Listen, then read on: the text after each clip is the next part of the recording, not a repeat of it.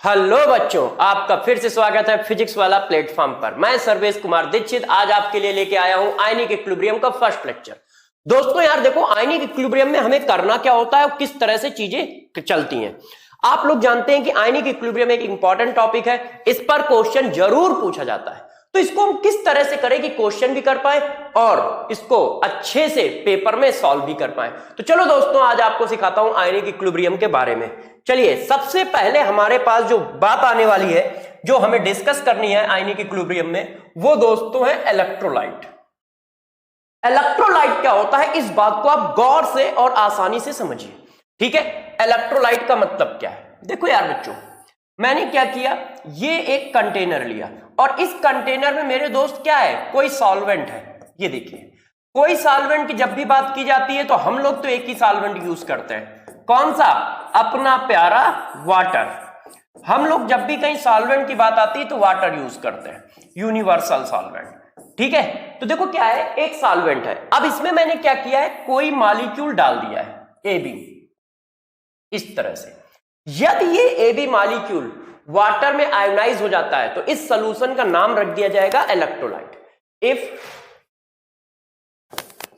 AB ionize in water, या आप क्या कह लो, सॉल्वेंट, तब हम लोग इसको क्या कह देंगे, then the solution is called, तब हम लोग इस सॉल्यूशन का नाम रख देंगे प्यारे बच्चों क्या, इलेक्ट्रोलाइट।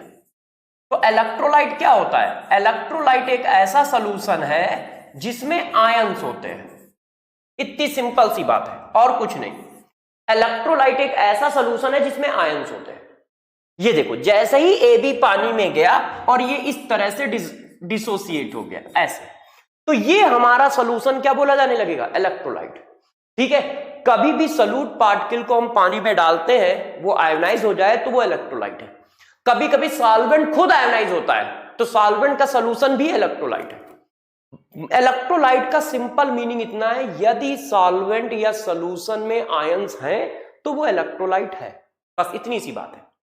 डिफिनीशन समझ पाए इलेक्ट्रोलाइट की क्या है, ऐसा कोई भी सॉल्वेंट, ऐसा कोई भी सॉल्यूशन जिसमें आयंस हैं तो वो इलेक्ट्रोलाइट है। ठीक है, जैसे फॉर एग्जांपल मेरे दोस्तों बताना, NaCl का इक्वस सॉल्यूशन, क्या इसमें आयंस हैं तो ये इलेक्ट्रोलाइट है। HCl का इक्वस सॉल्यूशन, क्या इसमें आयंस हैं तो ये इलेक्ट्रोलाइट है। एस्टिक एसिड का इक्वस सॉल्यूशन, क्या इसमें आयंस हैं तो ये इलेक्ट्रोलाइट है।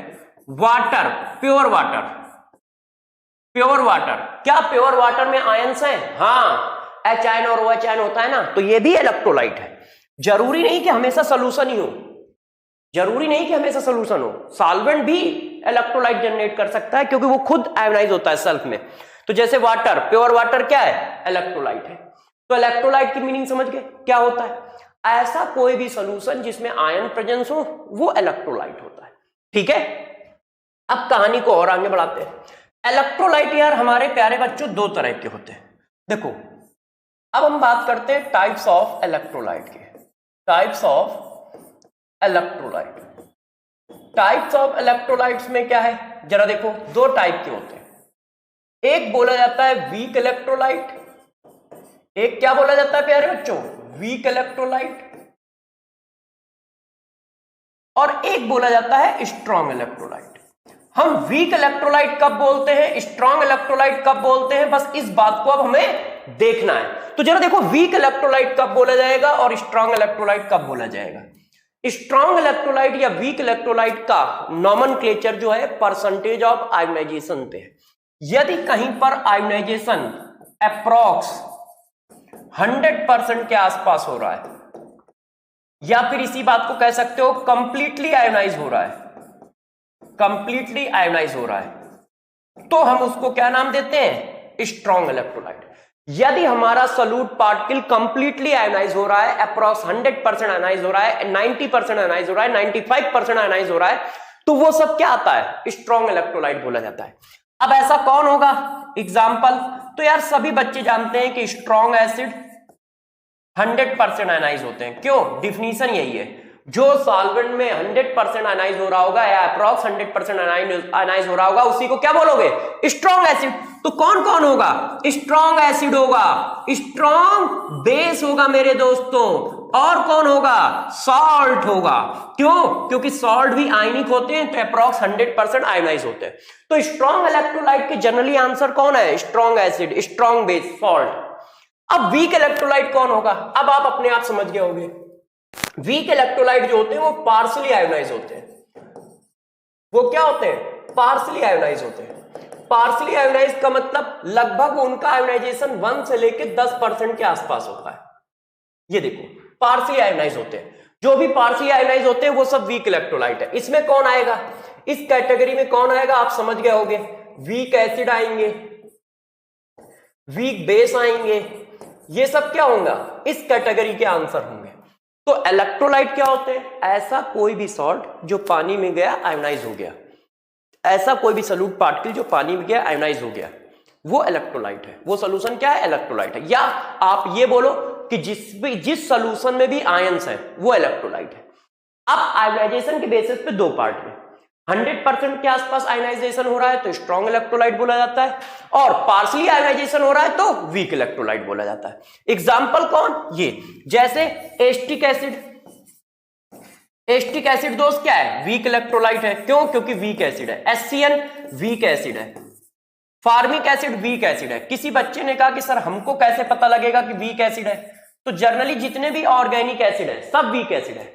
जितने भी ऑर्गेनिक एसिड है सब वीक एसिड है, और जितने भी ऑर्गेनिक बेस है सब वीक बेस है। Regular organic acid, regular organic base सब वीक होते हैं। जैसे एनिलीन, एमीन हो गया, एनिलीन हो गया, है ना, ये सब वीक होते हैं, वीक बेस है। तो weak acid, weak base, week electrolyte के एग्जांपल है। तो अब आप चेक करो, इतनी बात हो गई। अब कहानी को और आगे बढ़ाते हैं दोस्त। अब हम कहानी को और आगे बढ़ाएंगे तो क्या आएगा? इलेक्ट्रोलाइट आपको बता दिया कि इलेक्ट्रोलाइट क्या होते हैं, कैसे पहचानोगे, ठीक है। अब हम लोग जो बात करने जा रहे हैं जरा उसको गौर से समझिए। अब हम जो बात करने जा रहे हैं उसको गौर से समझिए। हम डायरेक्ट पीएच की बात करने जा रहे हैं, पीएच ऑफ सॉल्यूशन। किसी ने कहा सर आपने ओस्टवार्ड लॉ नहीं बताया है, तो बताएंगे। कहां पे बताना है ये मैं देखूंगा। आप अभी पीएच से स्टार्ट करोगे, ठीक है। जहां पे उसकी जरूरत होगी हमें वहां हम बताएंगे आपको। जरा देखो, पीएच ऑफ सॉल्यूशन की बात करते हैं। पीएच ऑफ सॉल्यूशन से ये मान के चलो कि जनरली 4 मार्क्स मिल ही जाते हैं। क्यों? क्योंकि यार इसका एक क्वेश्चन आता ही आता है। तो सबसे ज्यादा फोकस पीएच ऑफ सॉल्यूशन पे ही है, पीएच निकालने पे। तो पीएच निकालने पे जब ज्यादा फोकस है तो 2-3 बातें लिख देता हूं। वैसे ये बातें सभी बच्चों को पता है, मगर फिर भी मैं लिख देता हूं जैसे आप याद रख सको। पहला पॉइंट, सबको पता है कि पीएच का फार्मूला होता है pH equal to minus log H ion concentration. अब जरा देखना, एच आयन हम थोड़ा सा चेंज करने जा रहे हैं। PH equal to minus log H ion concentration total, solution का टोटल एच आयन यहां रखना है, ठीक है। पीओएच इक्वल टू होता है minus log OH ion concentration. अब यहां पर भी ध्यान रखो, मैंने टी लिखा है टोटल, जैसे दिमाग में आपके बैठे रखना क्या है। पीएच इक्वल टू होता है minus log H ion total, pOH equal to होता है minus log OH ion total. और किसी भी सॉल्यूशन के लिए pH plus pOH equal to 14 होता है। PH plus pOH equal to 14 होता है any type of solution, any type of solution. कोई भी सॉल्यूशन हो, एसिडिक सॉल्यूशन हो, बेसिक सॉल्यूशन हो, न्यूट्रल सॉल्यूशन हो, हर एक के लिए एप्लीकेबल है। आप ये फार्मूला यूज कर सकते हो। इसी तरह से ये फार्मूला भी हम लोग कहीं भी यूज कर सकते हैं। H ion concentration, OH ion concentration, total H ion concentration of solution, total OH ion concentration of solution का मल्टीप्लाई 10 की पावर 14 के बराबर होगा। ये भी क्या है? Any type of solution. और ये किस पर एप्लीकेबल होता है? नोट करके लिखिएगा, note at 25 degree centigrade temperature, मतलब रूम टेम्परेचर। ये फार्मूला रूम टेम्परेचर पे, जब रूम टेम्परेचर होता है तब pH plus pOH equal to 14 होता है। एच आयन और ओएच आयन कितने होते हैं? 10 की पावर माइनस 14 के बराबर होते हैं एट 25 डिग्री सेंटीग्रेड। अब यहां पर नोट डाल के बात लिख रहा हूं, ध्यान रखिएगा। देखो यदि किसी ने टेम्परेचर जो है 25 डिग्री सेंटीग्रेड या फिर 298 केल्विन से ज्यादा कर दिया तो ध्यान रखिएगा pH प्लस POH की वैल्यू जो है उनका सम जो है 14 से कम हो जाएगा। यदि टेम्परेचर तुमने बढ़ा दिया तो pH प्लस POH का सम 14 से कम हो जाएगा। क्यों? क्योंकि H आयन और OH आयन के कंसंट्रेशन बढ़ जाते हैं। टेम्परेचर बढ़ाने से डिग्री ऑफ डिसोसिएशन बढ़ता है। टेम्परेचर बढ़ाने से डिग्री ऑफ डिसोसिएशन बढ़ता है क्योंकि किसी भी वीक एसिड या वीक बेस का ब्रेक होना क्या है? वीक एसिड या वीक बेस का ब्रेक होना क्या है बेटा? एंडोथर्मिक प्रोसेस है। तो जैसे ही टेम्परेचर बढ़ाओगे तो वो क्या करेगा? एब्जॉर्ब करेगा टेम्परेचर को, रिएक्शन को फॉरवर्ड डायरेक्शन में शिफ्ट कर देगा। तो इस बात को ध्यान रखना, यदि टेम्परेचर कहीं पर 298 केल्विन से ज्यादा है तो ये फार्मूला वैलिड नहीं है। ये फार्मूला वैलिड नहीं है। pH प्लस POH की वैल्यू क्या होगी? 14 से कम होगी। जैसे pH प्लस POH 13 हो सकता है, pH प्लस POH 12 हो सकता है। वो किस पर डिपेंड करेगा? H आयन और OH आयन के कंसंट्रेशन पे। मतलब उस जगह पे H आयन का कंसंट्रेशन 10 की पावर 7 भी नहीं होगा, 10 की पावर 7 से क्या होगा? ज्यादा होगा। 10 की पावर 7 से ज्यादा होगा, ग्रेटर देन 10 की पावर 7 होगा। और OH आयन कंसंट्रेशन भी मेरे दोस्त ग्रेटर देन 10 की पावर 7 होगा। ठीक है, बात समझ पा रहे हो? यदि ये फार्मूले रूम टेम्परेचर पर वैलिड होते हैं, pH plus POH equal to 14, ठीक है, H ion concentration total, OH ion concentration total equal to 10 की पावर -14, ये रूम टेम्परेचर पे। जनरली वो टेम्परेचर पे नहीं खेलते हैं, नहीं खेलते मतलब टेम्परेचर चेंज करके क्वेश्चन नहीं पूछते। मगर यदि पूछ दे तो ध्यान रखना, जैसे ही टेम्परेचर बढ़ेगा तो ये वैल्यू क्या होगी? pH plus POH equal to 14 ना होके उससे कम हो जाएगा। और H आयन और OH आयन के कंसंट्रेशन 10 की पावर -7 से ज्यादा हो जाएंगे। ठीक है, किसी ने कहा ऐसा क्यों हो जाएगा? तो उसका रीजन सिंपल सा है, उसका रीजन सिंपल सा है, टेम्परेचर बढ़ाने से डिग्री ऑफ डिसोसिएशन बढ़ता है। टेम्परेचर आप इंक्रीज करोगे, ठीक है, तो क्या होगा? डिग्री ऑफ डिसोसिएशन मतलब अल्फा, अल्फा इंक्रीज हो जाएगा। और अल्फा इंक्रीज होगा तो H आयन और OH आयन के कंसंट्रेशन बढ़ जाएंगे। और H आयन और OH आयन के कंसंट्रेशन बढ़ जाएंगे तो pH कम हो जाएगा, क्योंकि ये देखो क्या है? इनवर्सली प्रोपोर्शनल है। इस फार्मूले का कोई बच्चा चाहे तो ऐसे भी तो लिख सकता है ना, ये देखो log 1 upon H ion concentration total. इसी तरह से आप इसको भी लिख सकते हो मेरे दोस्त, log 1 upon OH ion total. ठीक है, तो पहले कॉन्सेप्ट समझ लो, क्योंकि फिर हम अप्लाई करना शुरू कर देंगे। pH का फार्मूला ये, POH का फार्मूला ये, pH plus POH equal to 14 होता है। pH H ion concentration OH ion concentration का मल्टीपल 10 की पावर -14 के बराबर होता है, मगर ये सब रूम टेम्परेचर पे होता है 25 डिग्री सेंटीग्रेड। यदि टेम्परेचर इससे ज्यादा कर दोगे तो pH प्लस POH की वैल्यू 14 से कम हो जाएगी, H आयन OH आयन के कंसंट्रेशन 10 की पावर -7 से ज्यादा हो जाएंगे। इस बात को ध्यान रखिएगा। नोट नंबर 2, नोट नंबर 2, मान लो किसी बच्चे ने क्या किया? टेम्परेचर ज्यादा ना करके कम कर दिया। देखिए यहां पे K की वैल्यू मैंने क्या लिखी है? हाँ, ज्यादा लिखी है। अब मान लो किसी ने ये टेम्परेचर कम कर दिया है। यदि टेम्परेचर 298 केल्विन से कम हो तो तब फार्मूला कैसे मूव करेगा?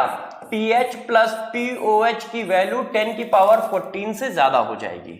और H आयन कंसंट्रेशन दोस्त, OH आयन कंसंट्रेशन की जो वैल्यू होगी वो 10 की पावर -14 से कम हो जाएगी, सॉरी 7 से,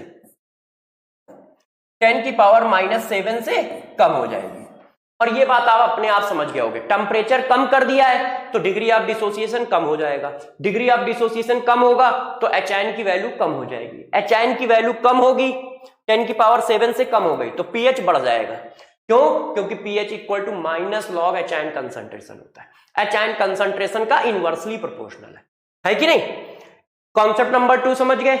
अब इसका क्वेश्चन कैसे आता है? देखो एक क्वेश्चन भी करके दिखाता हूं, जैसे आप इस बात को ध्यान रखें।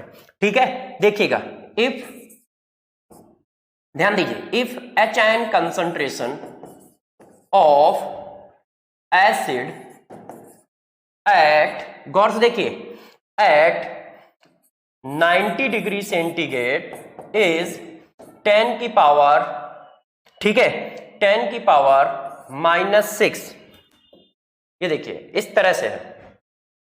एक मिनट, इसको रफ करके थोड़ा सा सही लिख दूं। देखो क्वेश्चन है select correct statements for water at 100 degree centigrade. पहला pH plus pH equal to 14।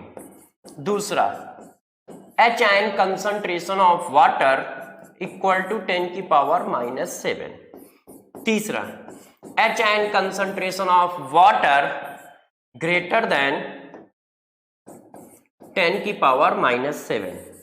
Last A and B both are correct, both are correct। अब जरा देखो ये क्वेश्चन है, जैसे ही हम ऐसा लिखेंगे तो तुम तुरंत ये टिक कर दोगे कि हाँ यार pH plus pH equal to 14 होता है, ये तो फार्मूला ही है। HN कंसंट्रेशन 10 की पावर -7 होता है, ये भी आपको पता है वाटर के केस में। मगर ये दोनों ही गलत है। क्यों? क्योंकि वो 90 डिग्री सेंटीग्रेड पे 100 डिग्री सेंटीग्रेड पे पूछ रहा है, और 100 डिग्री सेंटीग्रेड का मतलब टेम्परेचर रूम टेम्परेचर से ज्यादा है, और रूम टेम्परेचर से ज्यादा है तो pH plus pH equal to 14 नहीं होगा, उससे कम होगा। HN कंसंट्रेशन उससे ज्यादा होगा, तो ये आंसर आएगा, ना कि डी आंसर आएगा। ठीक है, तो इस कॉन्सेप्ट को समझ पाए। कॉन्सेप्ट नंबर 1, कॉन्सेप्ट नंबर 2 क्या बताया है, गौर से कॉन्सेप्ट पहले सुन लो, फिर हम लोग क्वेश्चन पे आएंगे। ठीक है, इतनी बात को आपने अच्छे समझ लिया है। अब जरा देखो यार, इतनी बात हम लोग समझ गए, अब हम आते हैं क्वेश्चन पे। तो क्वेश्चन पे आने के लिए जरा देखो pH वाले क्वेश्चन, आज हम लोग pH ही पढ़ेंगे मैक्सिमम, क्योंकि pH से खूब क्वेश्चन आते हैं। तो जरा देखिए एक और बात बता देता हूं, वैसे ये बात आपको मैं पीछे पढ़ा चुका हूं, मगर फिर भी एक कॉन्सेप्ट और देखिए मेरे प्यारे बच्चों। क्या एक हमारे पास एसिड है, कैसा? Strong acid. एक हमारे पास स्ट्रॉन्ग एसिड है, कौन एसिड है? HXA। ये एक स्ट्रॉन्ग एसिड है, और स्ट्रॉन्ग एसिड का कंसंट्रेशन कितना दिया है? स्ट्रॉन्ग एसिड का कंसंट्रेशन कितना दिया है? C। कितना कंसंट्रेशन दिया है? C molar.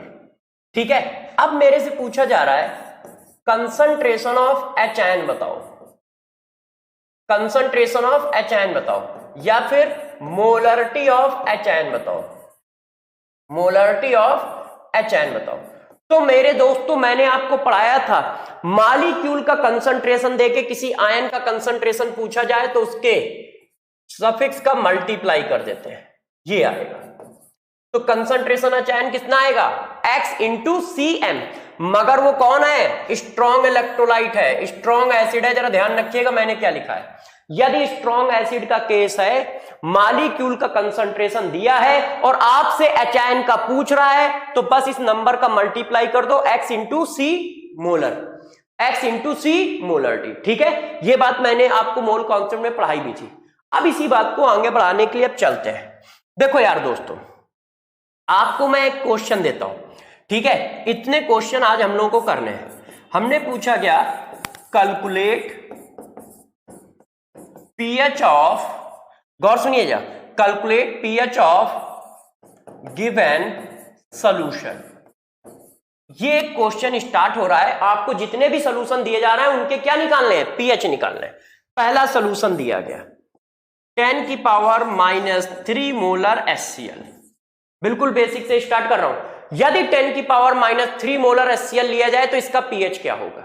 मैंने कहा ठीक है, pH निकाल देते हैं। फिर हमसे पूछा जा रहा है 10 की पावर, गौर सुनिएगा, 10 की पावर -86 मोलर, सॉरी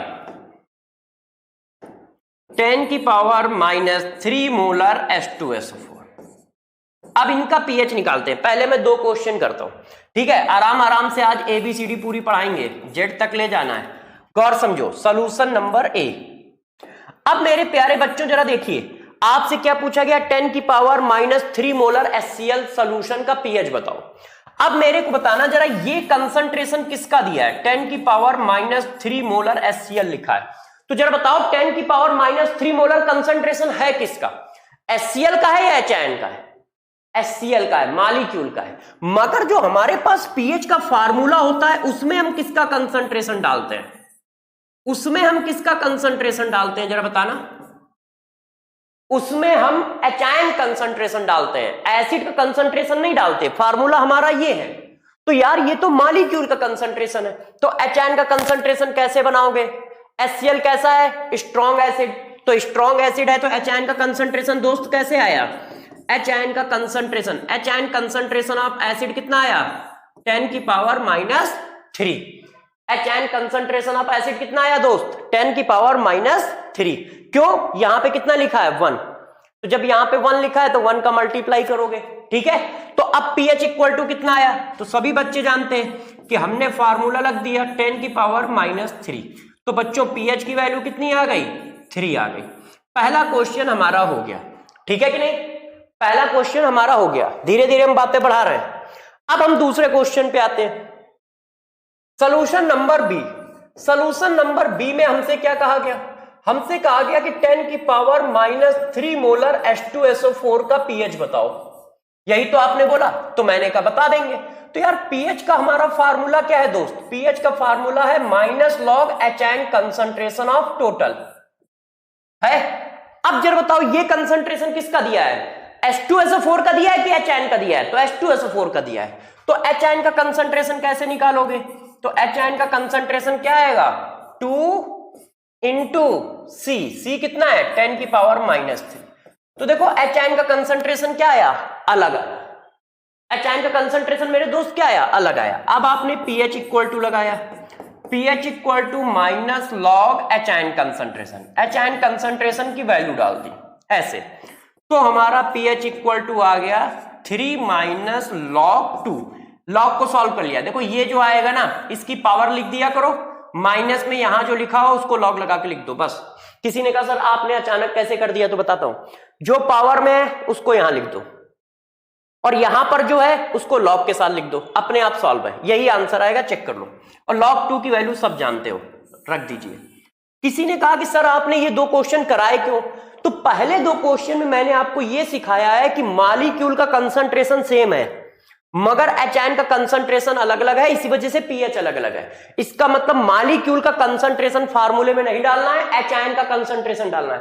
बच्चे कंसंट्रेशन ऑफ एसिड वहां पुट कर देते हैं, कंसंट्रेशन ऑफ एसिड नहीं डालना है, कंसंट्रेशन ऑफ HN डालना है। इसीलिए देखो मॉलिक्यूल के कंसंट्रेशन दोनों क्वेश्चन में सेम है। इसका आंसर pH इक्वल टू 3 आ रहा है और इसका आंसर 3 log 2 आ रहा है। तो पहले ए और बी में मैंने ये समझाने की कोशिश की है कि मॉलिक्यूल के कंसंट्रेशन को नहीं डालना है, HN के कंसंट्रेशन को डालना है। अब बच्चों ने कहा सर क्वेश्चन नंबर 3 बताओ। तो सी नंबर क्वेश्चन देखो। अब सी नंबर में मैंने पूछा 10 की पावर -8 मोलर HCl सोल्यूशन है, इसका pH बताना है। उसी क्वेश्चन को फॉलो कर रहे हैं। तो जैसे ही मैंने ये क्वेश्चन लिखा तो बच्चों ने कहा सर आपने ऐसा लिखा ही क्यों है? सिंपल तो क्वेश्चन है।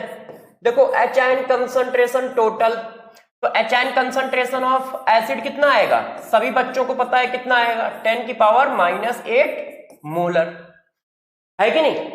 अब 10 की पावर -8 मोलर आएगा कि नहीं? अभी पढ़ाया है, यहां 1 लिखा है, 1 का मल्टीप्लाई करोगे कोई फर्क नहीं पड़ेगा। अब बताओ यार, तो बच्चों ने क्या किया? अब जरा मेरी बात को गौर से समझिएगा। यहां पर एक कॉन्सेप्ट देने जा रहा हूं, इस कॉन्सेप्ट पे फोकस करो, इस कॉन्सेप्ट पे फोकस करो। देखो बच्चों, मैंने बार बार यहां HN कंसंट्रेशन टोटल लिखा है। टोटल का मतलब होता है सॉल्यूशन में जितने HN है उन सबका कंसंट्रेशन यहां रखना है, सम। तो ये तो HN कंसंट्रेशन ऑफ एसिड निकला है और सॉल्यूशन हमारा कैसा होता है? वाटर के साथ इक्वस।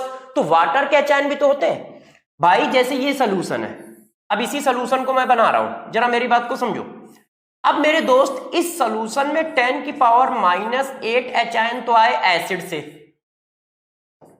आ गए कि नहीं? मगर 10 की पावर -7 मोलर HN वाटर वाले भी तो पड़े हैं, पड़े हैं कि नहीं पड़े हैं?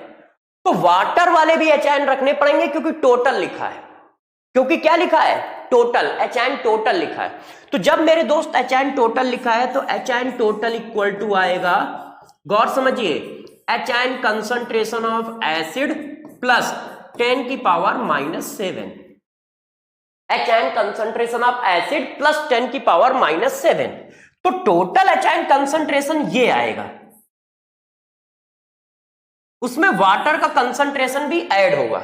मगर हम लोग ऐड क्यों नहीं कर रहे थे, तो अब आपको कहानी बताता हूं। यदि एचायन कंसंट्रेशन की वैल्यू 10 की पावर -6 से ज्यादा है तो हम क्या करते हैं, इसको निग्लेक्ट मान लेते हैं कि वाटर के जो एचायन है वो बहुत कम है, इसलिए उनको ऐड ना करो, मैथमेटिकल इजी करने के लिए। तो हम क्या मान लेते हैं, तब हम इसको ऐसे लिख देते हैं कि H ion concentration of total approximate equal to H ion concentration of acid. मगर यदि मेरे दोस्त एचायन कंसंट्रेशन ऑफ एसिड जो है वो 10 की पावर -6 से छोटा है या बराबर है, यदि एचायन कंसंट्रेशन ऑफ एसिड 10 की पावर -6 से छोटा है या बराबर है, तो फिर हम ऐसा नहीं करते। तो फिर हम क्या करते हैं, टोटल एचायन कंसंट्रेशन इक्वल टू लिखते हैं एचायन कंसंट्रेशन ऑफ एसिड प्लस 10 की पावर -7, जो यहां लिखा है। ये वाला केस ये है, ये कॉन्सेप्ट नंबर 1, कॉन्सेप्ट नंबर 2। तो जरा गौर से समझो अब मेरी बात को। जब एचायन कंसंट्रेशन 10 की पावर -6 से, ठीक है, छोटा होता है या बराबर होता है, तो वाटर का कंसंट्रेशन को हम क्या करते हैं, कंसीडर करते हैं और टोटल एचायन ये बनाते हैं। मगर यदि एचायन कंसंट्रेशन 10 की पावर -6 से बड़ा है तो हम वाटर के कंसंट्रेशन को छोड़ देते हैं, मैथमेटिकल इजी करने के लिए। पीछे 2 क्वेश्चन में यही बात थी। देखो एचायन कंसंट्रेशन कितना आया था, 10 की पावर -3, वाटर का कितना होता है 10 की पावर -7, 4 जीरो का डिफरेंस है। इस वजह से मैंने उसको छोड़ दिया, वाटर इसमें ऐड नहीं किया, आंसर डायरेक्ट ऐसे निकाल दिया।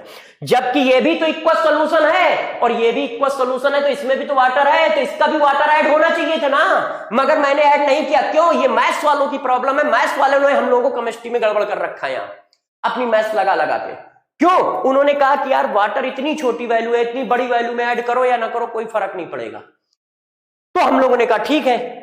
मगर जब यही केस यहां पे आ गया 10 की पावर -7, 8, तो जब 10 की पावर -8 आया तो वाटर का कंसंट्रेशन 10 की पावर -7 है, तो यार एचायन वाटर के पास ज्यादा है HCl से।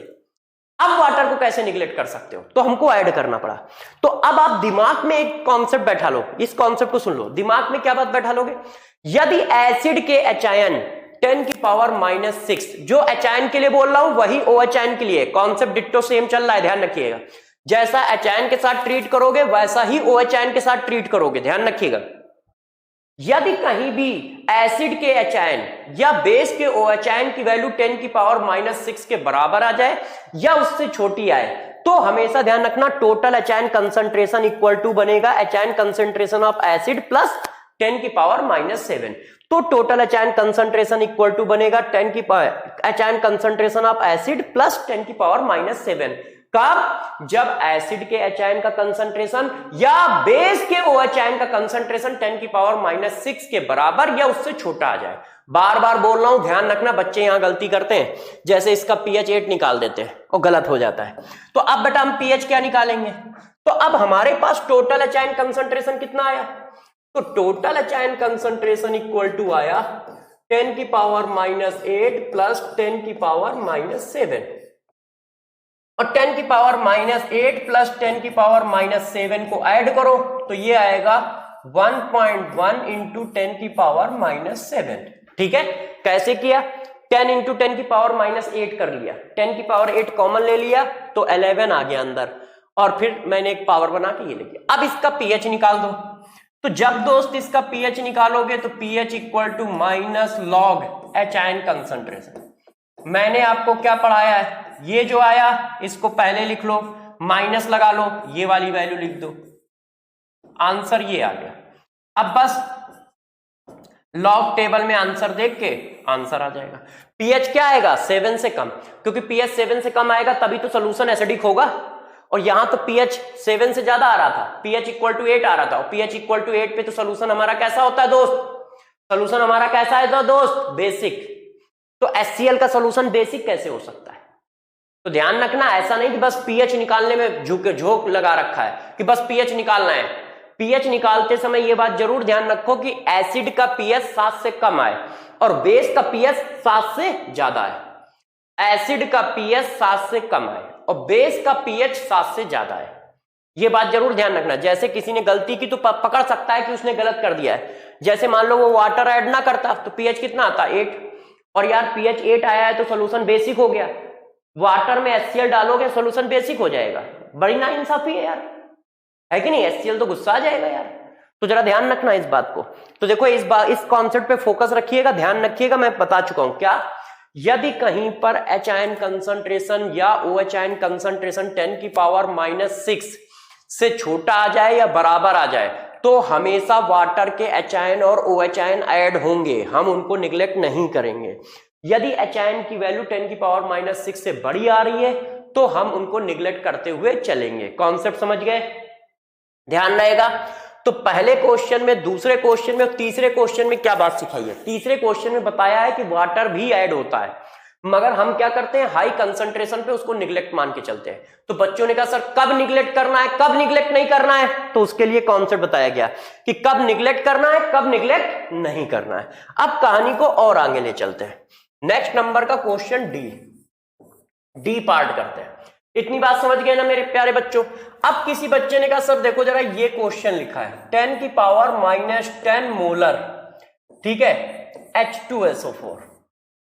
अब इसका पीएच बताओ। तो जरा देखो H आयन कंसंट्रेशन मेरे दोस्त कितना हुआ, 2, यहां 2 लिखा है ना, 2 × 10 की power -10 molar H ion concentration मिल गया। अब बताओ हमें पीएच वाले फार्मूले में क्या रखना होता है? हमें पीएच वाले फार्मूले में H आयन कंसंट्रेशन टोटल रखना होता है। बार बार चिल्ला रहा हूं, टोटल रखना होता है। सॉल्यूशन का H आयन कंसंट्रेशन रखना होता है, एसिड का नहीं। अब इसमें तो वाटर भी ऐड होता है, तो क्या वाटर ऐड करें कि ना ऐड करें? बताओ बच्चों, क्या H आयन ऑफ एसिड 10 की पावर -6 से छोटा है?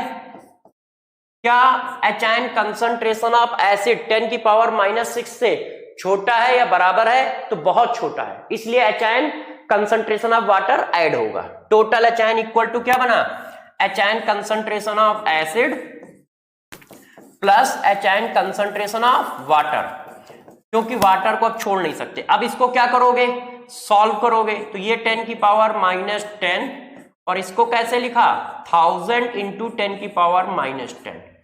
10 की पावर -10 कॉमन हो जाएगा तो 1000 + 2 × 10 की पावर -10। तो ये क्या आ गया, 1000 2 × 10 की पावर -10। अब इसको सॉल्व किया तो total H ion concentration equal to मेरे दोस्त आ गया 1.002 × 10 की पावर -7 आ गया। अब पीएच लिखो, तो पीएच इक्वल टू कितना आएगा, डायरेक्ट लिख दूं, पावर लिखी, माइनस लगा के ये लिख दिया। ये देखो पीएच क्या आ रहा है, 7 से कम आ रहा है, और 7 से कम आ रहा है तो सही निकला है। H2SO4 का सोल्यूशन एसिडिक है और पीएच क्या आएगा, 7 से कम।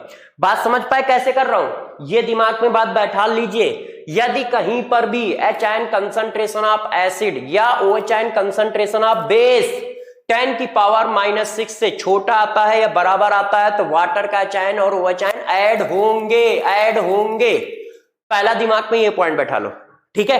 गौर से मेरी बात तो जो बोला जाए उसको अच्छे से फॉलो करिएगा मेरे दोस्त यार, नहीं तो फिर गेम हो जाएगा, फिर मत कहना। अब दूसरी बात दिमाग में बैठा लो, यदि एसिड है तो पीएच 7 से कम आना चाहिए और यदि बेस है तो पीएच 7 से ज्यादा आना चाहिए, ठीक है? अब जरा देखो यार एक क्वेश्चन और, डी के बाद ई नंबर। मेरे से कहा गया 10 की पावर -8 मोलर NaOH, इसका पीएच बताओ। 10 की पावर -8 मोलर NaOH है, इसका पीएच बताओ। तो अब जरा मेरी बात को समझिएगा गौर से।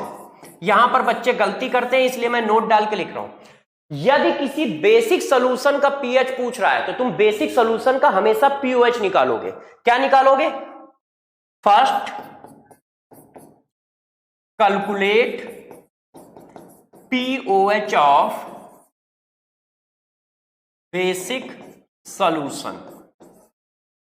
फिर क्या करोगे? पहले उसका पीओएच निकालोगे और फिर इस फार्मूले से पीएच निकालोगे, ठीक है? ध्यान रखिएगा, कोई ऐसा ना करे कि उसका पीएच डायरेक्ट निकाले। इस तरह से निकालोगे। इस तरह से निकालने से गलती क्या नहीं होगी, अभी देखो समझाता हूं। इस तरह से निकालोगे, इस तरह से निकालने से गलती क्या नहीं होगी, अभी देखो समझाता हूं। पहले क्या निकालोगे, POH, और फिर क्या निकालोगे, इस फार्मूले से PH। यदि किसी बच्चे ने ऐसा ना किया तो देखो वो क्या गलती करता है। अब मैं इस सोल्यूशन को कर रहा हूं, देखना आप लोग गलती क्या करते हो।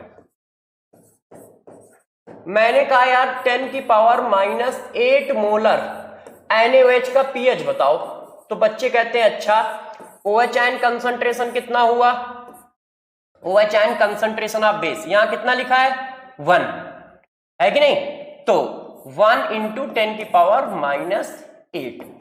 बच्चों ने कहा निकालना pH है, OH आयन दिया है, तो वो ये फार्मूला लगा देते हैं HN × OH ion equal to 10 की पावर -14। HN × OH आयन की वैल्यू डाल दी 10 की पावर -8 और 10 की पावर -14, तो H आयन इक्वल टू मेरे दोस्त आ गया 10 की पावर -6, तो pH इक्वल टू कितना आ गया 6।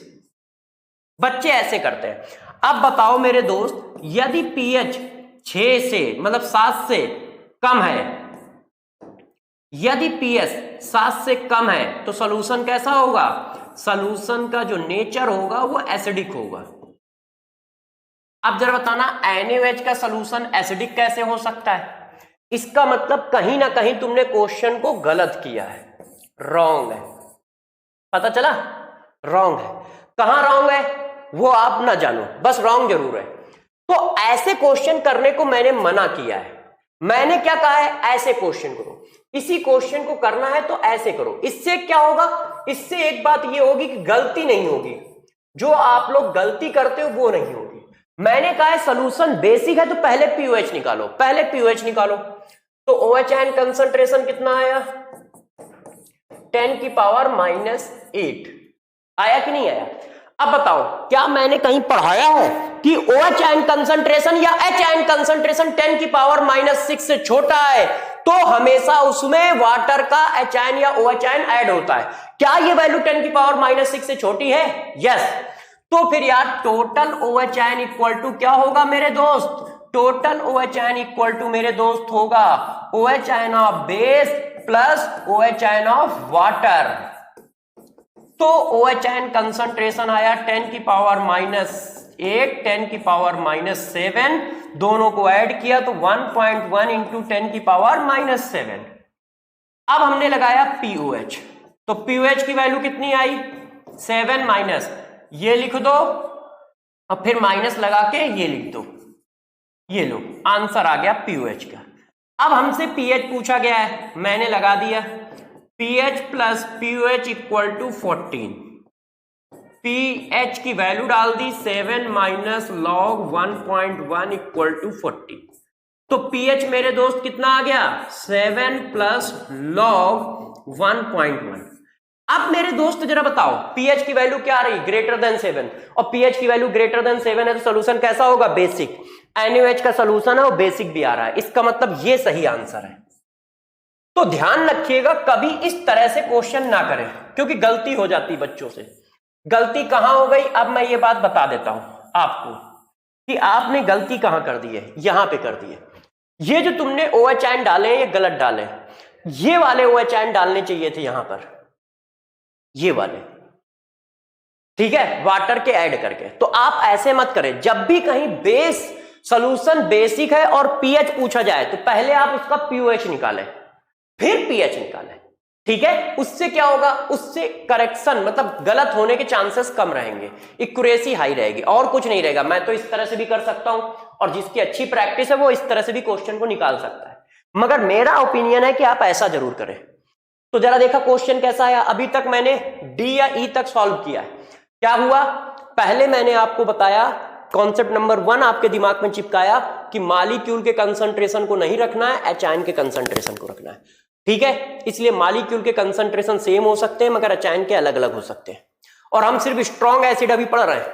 दूसरा कॉन्सेप्ट मैंने सिखाया कि यदि कहीं H आयन या OH आयन की वैल्यू 10 की पावर -6 आ जाए, 10 की पावर -6 से छोटी आ जाए या बराबर आ जाए तो हमेशा OH आयन ऐड करोगे, जैसे ये।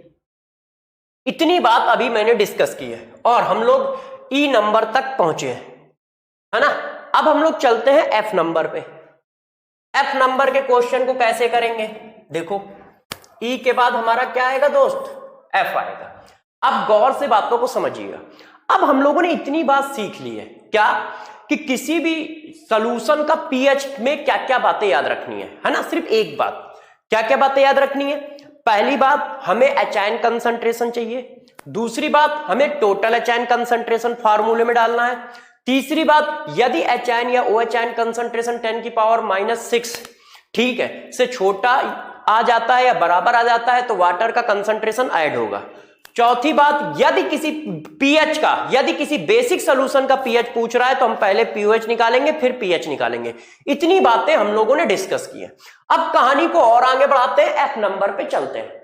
अब एफ नंबर पे क्या करना है, हो सकता है दोस्तों वो सॉल्यूशन को क्या करे, डाइल्यूट करे। अब भाई हम क्वेश्चन की वैरायटी चेंज कर रहे हैं, कॉन्सेप्ट ध्यान रखना। अब वैरायटी चेंज कर रहे हैं। एफ नंबर पे हम क्या पढ़ने जा रहे हैं, डाइल्यूशन। यदि वो किसी क्वेश्चन को डाइल्यूशन करता है तो हमें कैसे करना है, मतलब क्वेश्चन ऐसे चल रहा है, जरा देखिए। मेरे से बोला गया कि यार 500 ml 10⁻⁻6 मोलर HCl सॉल्यूशन है, ठीक। उसको डाइल्यूटेड करके solution HCl solution HCl solution diluted with water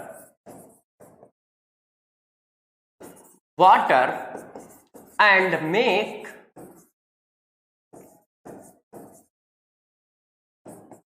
ध्यान दीजिएगा 2 लीटर रिजल्टेंट सॉल्यूशन। कैलकुलेट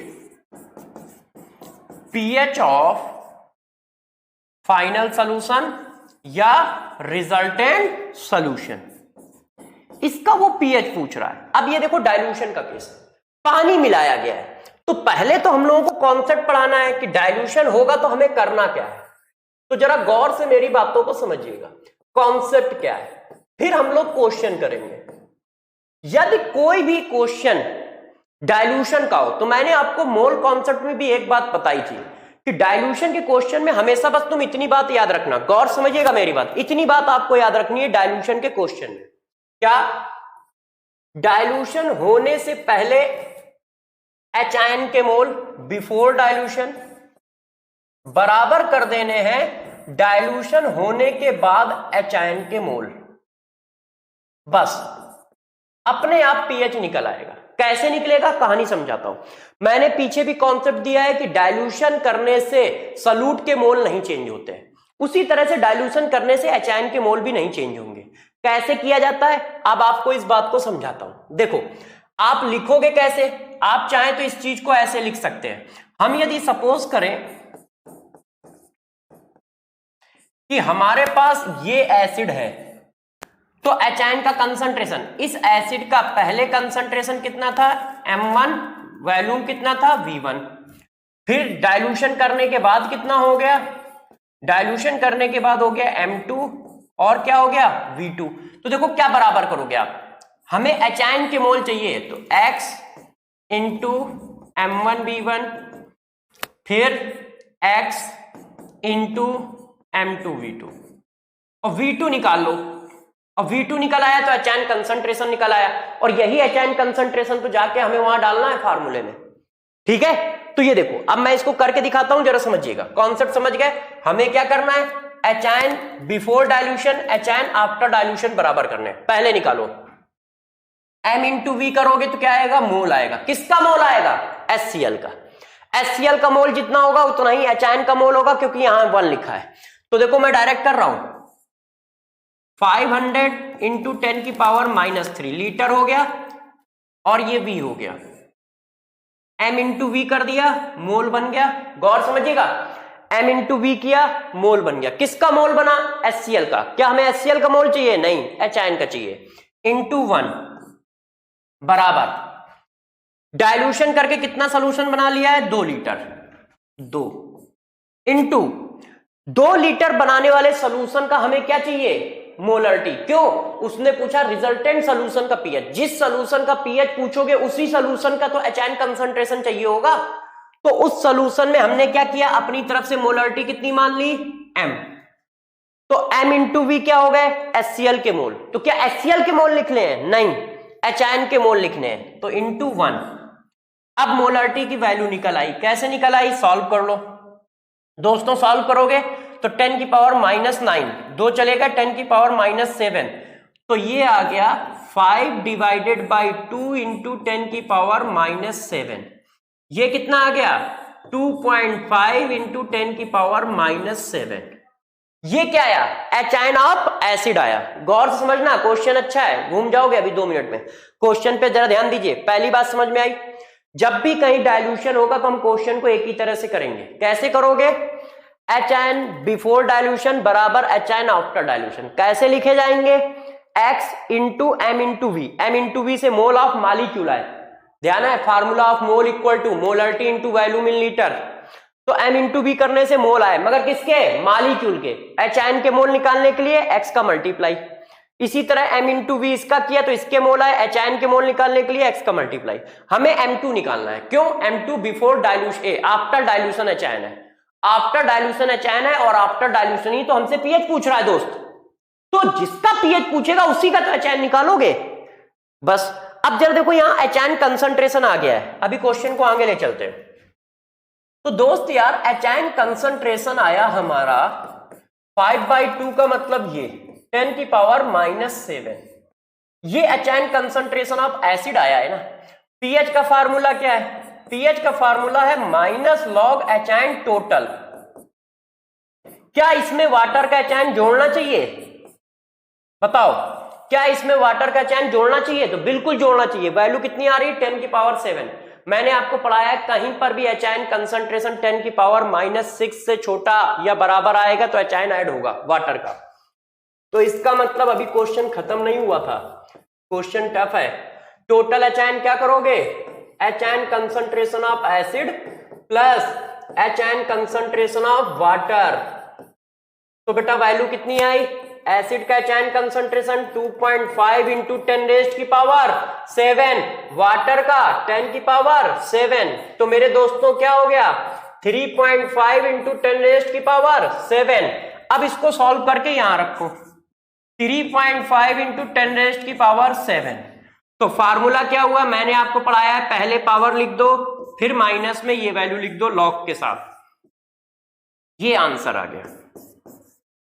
ये देखो, तो यहां पर 2 कॉन्सेप्ट लगे क्वेश्चन में। एक तो क्वेश्चन डाइल्यूशन भी हुआ और साथ साथ में वाटर का एचआईन कंसंट्रेशन भी लगा। तो जब भी कहीं डाइल्यूशन का केस हो तो कॉन्सेप्ट ध्यान रखो, mole of H ion before dilution, mole of H ion after dilution. और मोल कैसे निकालोगे, m इंटू वी। मगर वो मॉलिक्यूल के मोल आते हैं m इंटू वी से, हमें एचआईन के मोल चाहिए। तो एचआईन के मोल के लिए इसका मल्टीप्लाई, इसका मल्टीप्लाई दोनों तरफ होगा, इसलिए कट जाएगा, कोई फर्क नहीं पड़ता है। मगर फिर भी मैं मल्टीप्लाई क्यों कर रहा हूं, जैसे दिमाग में बात घुसी रहे कि एचआईन के मोल चाहिए, बस, और कोई बात नहीं है। अब जरा देखो यार, इसी क्वेश्चन को थोड़ा सा और पलटाया जा सकता है। ये हम लोगों ने कौन सा नंबर किया था, एफ के बाद क्या आता है बच्चों, एफ के बाद जी। यार बताते रहो, बचपन में पढ़ी थी ABCD।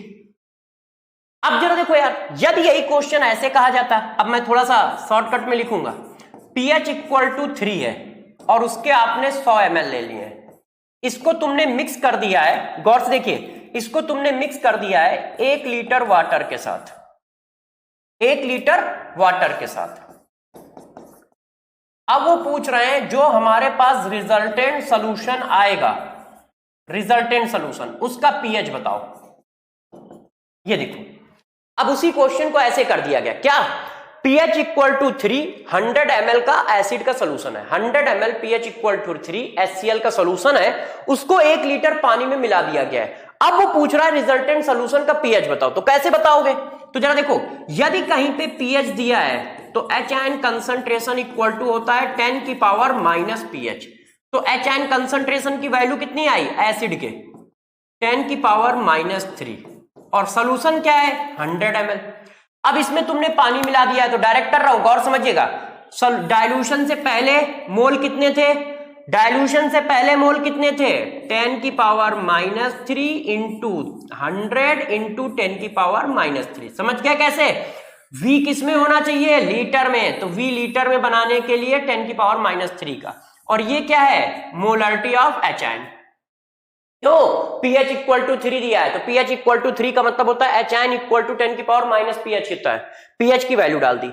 अब डाइल्यूशन के बाद मोलरिटी ऑफ HN अपने को निकालनी है, और सोल्यूशन कितना हो गया? 100 ml और 1000 ml कितना हो गया?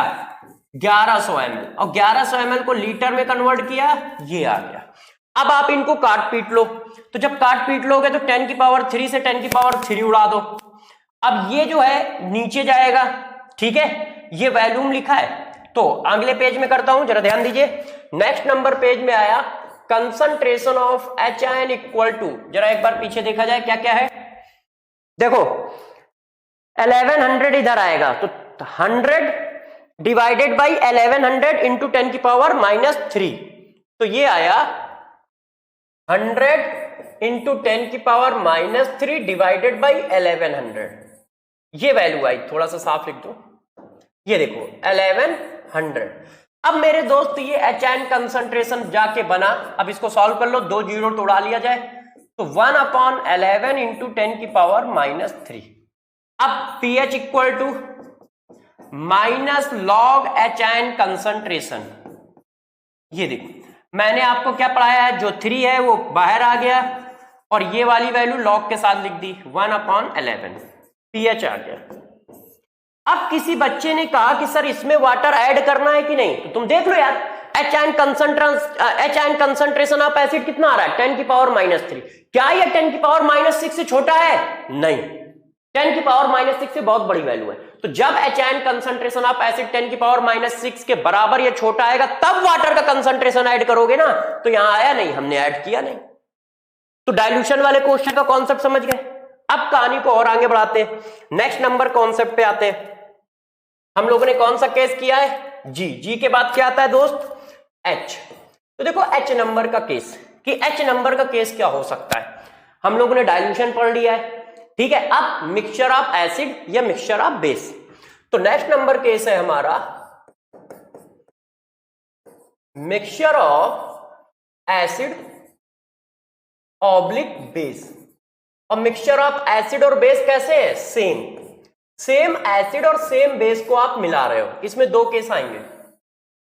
सेम एसिड और सेम बेस को मिला रहे हो, तो कॉन्सेप्ट क्या है? तो पहले कॉन्सेप्ट चिपकाते हैं, फिर हम लोग क्वेश्चन करेंगे। आप कह रहे हो कि देखो यार ये एक सॉल्यूशन है, ऐसे इस सॉल्यूशन का क्या है? कंसंट्रेशन दिया है m1, वॉल्यूम दिया है v1, ठीक है, m1 v1, और एसिड कौन है? HXA। इसको हमने मिक्स कर दिया है दूसरे सॉल्यूशन के साथ, इसके साथ मिक्स कर दिया है। इसका कंसंट्रेशन कितना है? m2, वॉल्यूम कितना है? v2, और इसके। अब जब इन दोनों को मिक्स कर दोगे तो जो रिजल्टेंट सॉल्यूशन बनेगा उसका pH अपने को बताना है। इसका pH यार दोस्त अपने को बताना है, इसका। तो जरा देखो दोस्त क्वेश्चन कैसे किया जाएगा, इस बात को जरा समझो आप। हम क्या करेंगे, गौर समझिएगा। मोल ऑफ HN सॉल्यूशन 1 प्लस mole of HN solution 2 so on. यदि मान लो 3 है तो ऐसे ही करते चले जाओ। मोल ऑफ HN फाइनल सॉल्यूशन, बस ये कॉन्सेप्ट लगाएंगे। यदि सेम एसिड और सेम बेस मिक्स किए जाएंगे तो हम हमेशा ये कॉन्सेप्ट लगाएंगे। इसके HN निकाल लिए, इसके HN निकाल लिए, वो बराबर किसके होंगे? फाइनल सॉल्यूशन के HN के। अब ये निकलेंगे कैसे? तो जरा बताओ, M इंटू V करोगे तो मोल आएंगे, किसके मोल आएंगे? इसके। और यदि इसके मोल आ गए तो HN के मोल निकाल लोगे। देखो M1 V1 करने से किसके मोल आ गए? मॉलिक्यूल के। X का मल्टीप्लाई कर दिया तो किसके मोल आ गए? HN के, ये वाले निकल आए। प्लस M2 V2 करोगे तो किसके मोल आएंगे? इसके, HXA एसिड के। और HN के मोल कैसे आएंगे? X का मल्टीप्लाई करने से, बराबर इसके मोल कैसे आएंगे? वॉल्यूम कितना हो गया? V1 प्लस V2 और मोलरिटी M। ये तो मॉलिक्यूल क्या है ना, वॉल्यूम V1 प्लस V2 हो गया, V1 यहां है, V2 यहां है, तो टोटल वॉल्यूम कितना हो जाएगा? V1 प्लस V2 हो जाएगा। अब कंसंट्रेशन कितना हुआ? M। मगर ये मॉलिक्यूल के मोल आए हैं, हमें किसके चाहिए? HN के। तो HN के लिए X। तो कोई बच्चा कह रहा है कि सर ये X काट दो ना यार, इतना परेशान क्यों होते हो, बार बार लिख देते हो, सब कट ही तो जाएगा। बिल्कुल, मगर लिख इसलिए रहा हूं जैसे तुम्हें ध्यान हो, HN के मोल निकालने हैं, एसिड के नहीं। वो तो क्वेश्चन करते समय हम उड़ा ही देंगे। अब क्या होगा? इसका कंसंट्रेशन निकल आया तो इसका पीएच निकल आएगा। ठीक है, क्वेश्चन हमारा क्या हो जाएगा? खत्म हो जाएगा 2 मिनट में। बात समझ गए? तो जब भी एसिड या बेस के मिक्सचर का क्वेश्चन होगा, सेम टाइप का एसिड, HCl का HCl के साथ, HNO3 का HNO3 के साथ, NaOH का NaOH के साथ, तब हम ऐसा करेंगे। कॉन्सेप्ट बता दिया है। अब जरा एक क्वेश्चन पे आते हैं, जैसे हम लोगों को पता चले कि क्वेश्चन करना कैसे। देखो यार दोस्तों, किसी ने हमसे कहा कि 100 ml 10 की पावर -2 मोलर NaOH, इसको मिक्स कर दिया गया है। ठीक है, ये देखो, इसको मिक्स कर दिया गया है 500 ml 10 की पावर -3 मोलर NaOH के साथ। अब वो मेरे से पूछ रहा है पीएच बताओ क्या होगा। बेसिक सॉल्यूशन मिक्स किए जा रहे हैं, पीएच पूछ रहा है, तो ध्यान रखिएगा हमें कैसे करना है। तो यार हम लोग कैसे करेंगे? तो कैसे करेंगे? देखो, एक सॉल्यूशन ये है, एक सॉल्यूशन ये है, इनको मिक्स कर रहे हैं। तो फार्मूला क्या है? M into V। V कितना है? लीटर में चाहिए। M कितना है? 10 की पावर -2। V इंटू M किया तो क्या आया? मोल। किसके? NaOH के। NaOH के मोल के बाद हमने 1 का मल्टीप्लाई किया, किसके मोल आ गए? OH। यहां पे करो M इंटू V। V कितना है? 500 ml, मगर V हमें हमेशा कैसे चाहिए? लीटर में चाहिए। 10 की पावर -3। ये किसके मोल आए? NaOH के। इसमें 1 का मल्टीप्लाई कर दिया तो किसके हो गए? OH के हो गए। एक सोल्यूशन का OH आ गया, दूसरे सोल्यूशन का OH आ गया। अब सोल्यूशन का OH निकालो। सोल्यूशन में देखो 100 ml ये, 500 ml ये, तो सोल्यूशन कितना हो गया? 600 ml का। कंसंट्रेशन कितना है? M। ये किसके मोल आए? NaOH के, मगर हमें किसके चाहिए? OH के, इसलिए 1 का मल्टीप्लाई। अब इसको सॉल्व कर लीजिए। तो जब दोस्तों इसको सॉल्व करोगे तो क्या आएगा देख लीजिए और आंसर निकाल लीजिए। तो देखो जरा हम लोग करते हैं। तो ये क्या आया? 100 इंटू 10 की पावर -5 प्लस, यहां पर भी मैंने कर लिया 500 इंटू 10 की पावर -6 प्लस, यहां पर 10 की पावर -3 का मल्टीप्लाई कर लीजिएगा। क्यों? क्योंकि 100 और 500 मिलकर 600 ml हुआ ना, उसको भी तो लीटर बनाना पड़ेगा। ये कितना आया? 600 इंटू M इंटू 10 की पावर -3। तो 10 की पावर -3 सबसे निकाल दो, तो ये आ गया 100 इंटू 10 की पावर -2 प्लस 500 इंटू 10 की पावर -3 इक्वल टू 600 M। अब जरा दोस्तों डायरेक्ट कर देता हूं, देखिएगा इसको मैं 1000 इंटू 10 की पावर -3 लिख दे रहा हूं, तो ये हो जाएगा 1500 इंटू 10 की power -3 equal to 600 into M। 2 zero उड़ा दो, ऐसे 3 से ये उड़ा दो, ये 3 हो गया, ये 2 हो गया, तो M की वैल्यू आ गई 5/2 इंटू 10 की पावर -3। कैलकुलेशन भाई चेक करते रहिएगा, यदि कोई कैलकुलेशन मिस्टेक हो जाए तो थोड़ा सा ध्यान रखिएगा करते समय। कॉन्सेप्ट यही है। अब ये क्या आ गया? H आयन का कंसंट्रेशन आ गया, और मेरे दोस्त H आयन का कंसंट्रेशन आ गया तो मैंने pH निकाल दिया। pH इक्वल टू डायरेक्ट लिख दूं 3 माइनस log 2.5। ये देखो पावर लिख दी, ये लिख दिया, आंसर आ गया। और ये मैंने डायरेक्ट H आयन के कंसंट्रेशन निकाले हैं, H आयन के कंसंट्रेशन से आंसर आ गया ऐसे। तो जरा देखो यार दोस्तों, तो जब भी कहीं पर सेम सॉल्यूशन का मिक्सचर किया जाएगा तो कॉन्सेप्ट यही है, कुछ भी क्वेश्चन चले कॉन्सेप्ट यही है, ध्यान रखिएगा। क्या? एक सॉल्यूशन के H आयन दूसरे सॉल्यूशन के H आयन बराबर सॉल्यूशन के H आयन। बेस है तो एक सॉल्यूशन का OH आयन दूसरे सॉल्यूशन का OH आयन बराबर सॉल्यूशन के OH आयन। बस कर दो, आंसर आ जाएगा। M इंटू V से ही करना है। अच्छा, यहां पर थोड़ा सा गड़बड़ हुआ, अच्छा हुआ किसी बच्चे ने नहीं ध्यान दे दिया और मुझे इशारा कर दिया कि सर देखो यहां गड़बड़ हो गई। क्या गड़बड़ हो गई? NaOH का सोल्यूशन है तो ये OH आयन कंसंट्रेशन आया है, तो इससे तो POH मिलेगा। POH इक्वल टू कितना आया? 3 माइनस लॉग 2.5। अब मुझे तो pH निकालना है ना यार दोस्त, तो pH equal to 14 minus POH, तो वैल्यू डाल दो मेरे दोस्त। तो जब वैल्यू डाल दोगे तो यार इसको जरा करके बताओ यार कोई, 11 प्लस लॉग 2.5, तो pH की वैल्यू ये आएगी 11 प्लस लॉग 2.5। ठीक है, ये देखो क्वेश्चन हो गया। अब हम लोग नेक्स्ट नंबर पे चलते हैं। ध्यान दीजिए, नेक्स्ट नंबर हमारा क्या है? H के बाद क्या आता है दोस्त? यार कोई बता दो यार। तो चलिए H के बाद क्या आता है? I। अब हम इस पर चलते हैं। ये क्या कॉन्सेप्ट है, गौर से जरा समझो। ये क्या है? मिक्सचर ऑफ टू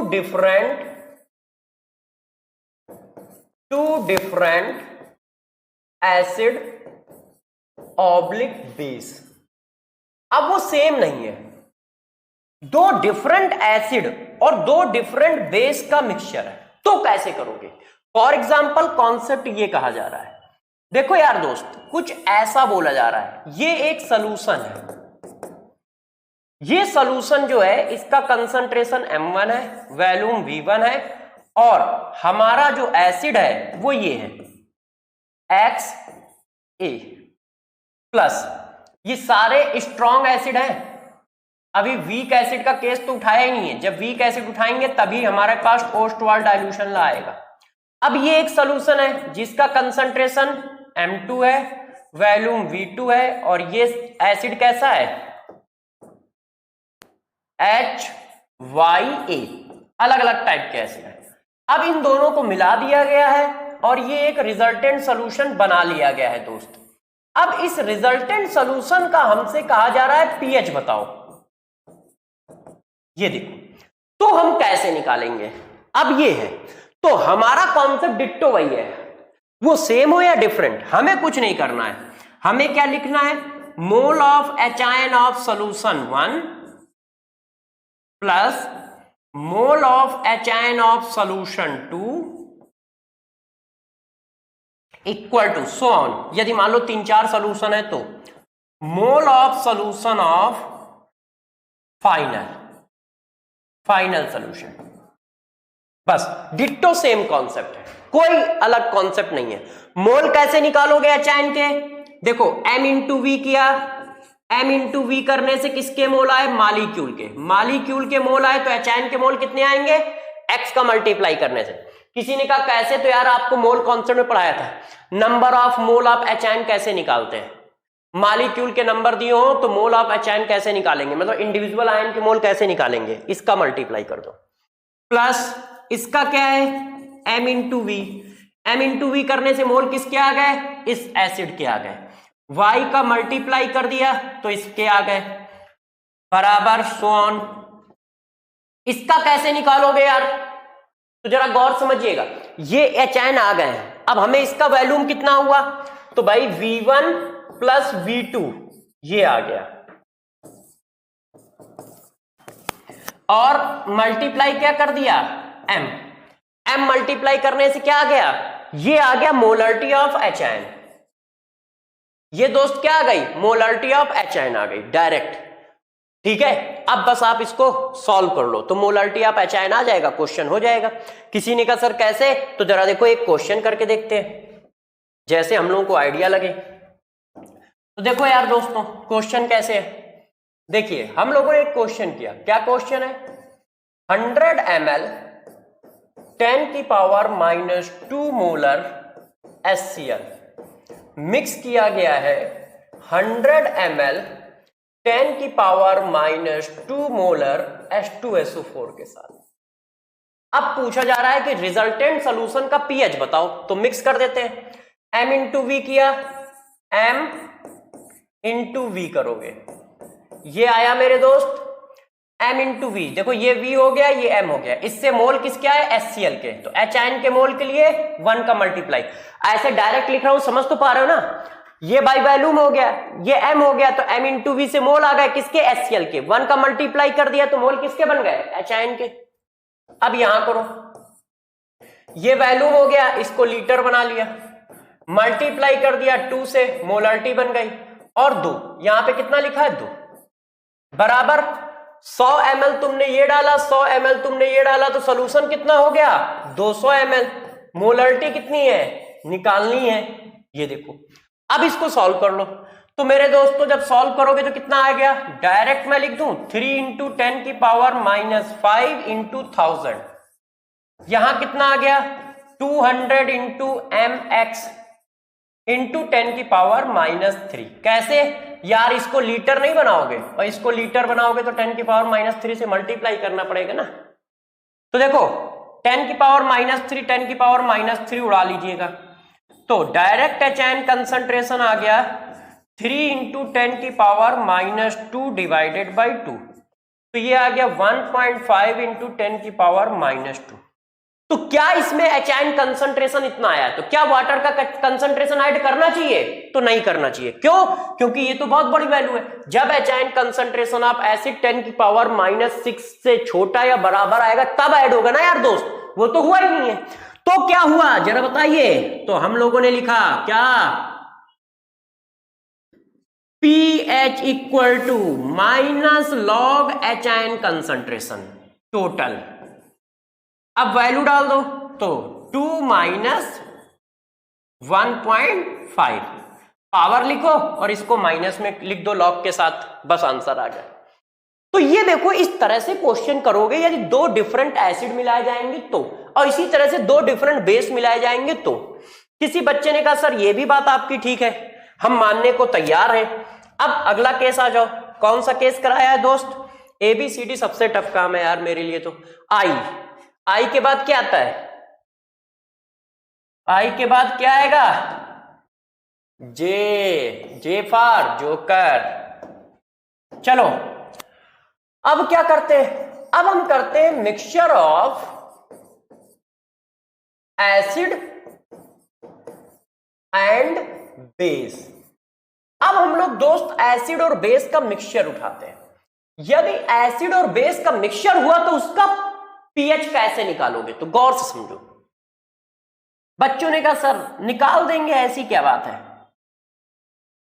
देखो ये एक एसिड है, ध्यान दीजिएगा, ये एक एसिड है जिसका कंसंट्रेशन दिया है M1, वैल्यूम दिया है V1, एसिड का नाम है ये। अब इसको आपने मिक्स किया है एक बेस के साथ। दोस्तों बेस कौन सा है, इसी तरह से कोई बेस है, ये देखो, जिसका कंसंट्रेशन M2 है, वैल्यूम V2 है, और उसका नाम है BOY। ठीक है, अब इनको मिक्स करने से एक रिजल्टेंट सॉल्यूशन बना ऐसे, ये देखो। अब आप इसका pH पूछना चाह रहे हो, pH या pOH, कोई एक चीज पूछना चाहते हो। अब क्वेश्चन को कैसे किया जाए, तो देखो यार इतनी देर से हम एक ही कॉन्सेप्ट पढ़ा रहे हैं, अभी भी वही पढ़ाएंगे, अलग नहीं पढ़ाएंगे। आप यहां क्या कॉन्सेप्ट क्या लिखोगे, जरा कॉन्सेप्ट समझो। सबसे पहले कॉन्सेप्ट चिपकाते हैं, क्वेश्चन तो हम लोग बाद में करेंगे। कॉन्सेप्ट मेरे दोस्त, कॉन्सेप्ट क्या है जरा देखो, number of mole of HN, number of mole of HN of acid, difference number of mole of OHN of base equal to, गौर समझिए, number of mole of HN of acid और number of mole of OHN of base. क्या हुआ है मतलब समझो, देखो HN acid के निकाले, HN और OHN बेस के निकाले। डिफरेंस का मतलब है जो बड़ा हो उसको पहले लिखना है, और जो बड़ा होगा वही यहां पे लिखा जाएगा। HN ज्यादा होंगे तो रिजल्टेंट में HN ऑफ एसिड लिखा जाएगा, OHN ज्यादा होंगे तो रिजल्टेंट में OHN ऑफ बेस निकल जाएगा। डिफरेंस का मतलब क्या है कि जो वैल्यू बड़ी हो, मोल ऑफ OHN बड़े हैं तो उनको पहले लिखो, मोल ऑफ HN बड़े हैं तो उनको बाद में लिखो। जो बड़ा होगा वो पहले लिखा जाएगा, और यहां पर भी वही आएगा जो बड़ा होगा।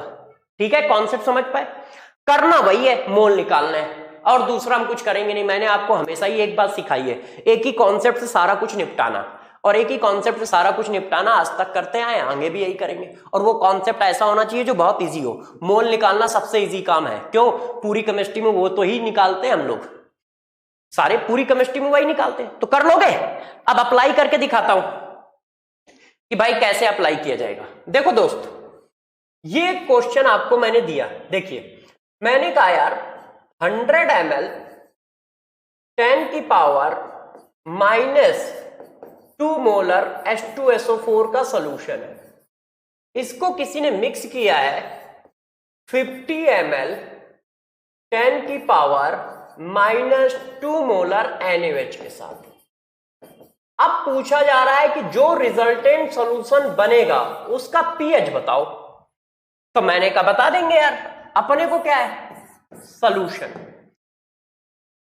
एसिड के मोल निकालो, कैसे निकाले हम लोगों ने? 100 × 10 की पावर -3 लीटर हो गया, m का मल्टीप्लाई किया, मोल हो गया, 2 का मल्टीप्लाई किया, एचाइन के मोल हो गए। बात तो समझ पाते हो? ये डायरेक्ट कैसे लिख देता हूं, m × v करने से मॉलिक्यूल के मोल आते हैं, और मैंने बताया जो यहां पे सफिक्स में लिखा हो वो मल्टीप्लाई कर दो तो उस पर्टिकुलर आयन के मोल आ जाते हैं। ये आ गया। अब इसका निकालो, 50 10 की पावर -3 लीटर हो गया, v से m × v कर दिया, मोल हो गया, 1 से मल्टीप्लाई कर दिया, मोल ऑफ OH आयन हो गया। बड़ी वैल्यू कौन है? बड़ी वैल्यू मेरे हिसाब से कौन है? 10 की पावर 3, 10 की पावर 3 सेम है, 10 की पावर 2, 10 की पावर 2 सेम है, ये 50 है, ये 100 है, तो ये बड़ी वैल्यू है। तो बस इसको इससे माइनस कर दिया, बराबर क्या आया? जो बड़ी वैल्यू है, इसका मतलब क्या आएगा? कंसंट्रेशन ऑफ एच आयन, मतलब सोल्यूशन कैसा होगा? एसिडिक होगा। ये भी पूछा जाएगा कि सोल्यूशन कैसा होगा, तो जो बड़ा होगा उसी का नेचर आएगा। तो एच आयन ज्यादा है तो सोल्यूशन एसिडिक होगा। अब लिखोगे क्या?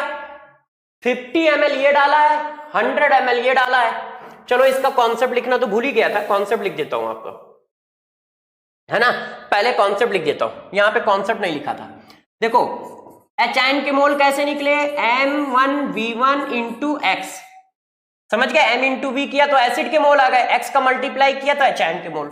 Difference M2V2 × Y, OH ion के मोल आ गए, बराबर। अब जब V1 ml ये डालोगे, V2 ml ये डालोगे, तो मेरे दोस्त सोल्यूशन कितना हो गया? मेरे दोस्त सोल्यूशन हो गया V1 + V2 × M। अब M में क्या? यदि एसिड है तो एच आयन आएगा, बेस है तो OH आयन आएगा। यहां यही बात हम लोगों ने वहां की।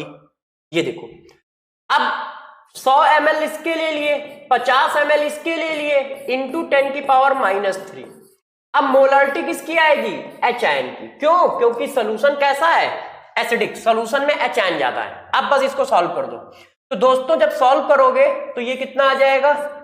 150 × 10 की पावर -3 × 10 की पावर -2 बराबर 150 × 10 की पावर -3 × MH पॉजिटिव। तो 150 से 150 कैंसिल, 3 से 3 कैंसिल। तो एच आयन ऑफ एसिड मेरे दोस्त मिल गए हमें कितने? 10 की पावर -2। देख लो यही आ रहा है भाई, ये मैंने मल्टीप्लाई कर दिया तो 200 में 50 चला गया तो 150, 10 की पावर -3, और ये सब तो सेम ही था। एक बार भाई देखो क्वेश्चन कर दे रहा हूं, आप समझते जाइएगा। तो pH इक्वल टू क्या आ गया? 2। बस ठीक है कि नहीं? pH ही निकालना था, तो हमारा क्वेश्चन सॉल्व हो गया। तो जब भी कहीं ऐसा क्वेश्चन हो तो बस ऐसा करना है। सपोज करो ये बड़ा होता तो पहले इसको लिखते, बाद में इसको लिखते, ठीक है? और ये OH आयन कंसंट्रेशन आता, और सॉल्यूशन कैसा होता? Basic nature wise. अब pH 7 से कम आ रहा है, सॉल्यूशन एसिडिक है। बात समझ गए कैसे करना है? कर लोगे? नेक्स्ट नंबर पे आते हैं। देखो यार नेक्स्ट नंबर का केस क्या है? पीछे क्या किया? आई थिंक जे किया था, जे। अब जे के बाद क्या आता है? के। अब देखो आपने एसिड के मिक्सचर कर लिए, बेस के मिक्सचर कर लिए, डाइल्यूशन का केस कर लिया, क्या क्या करोगे? सब कुछ करा दिया है। अब क्या बाकी रह गया है बताओ? ऐसा कौन सा केस बाकी रह गया? तो जरा देखो दोस्तों, अब केस क्या रह गया है? मिक्सचर ऑफ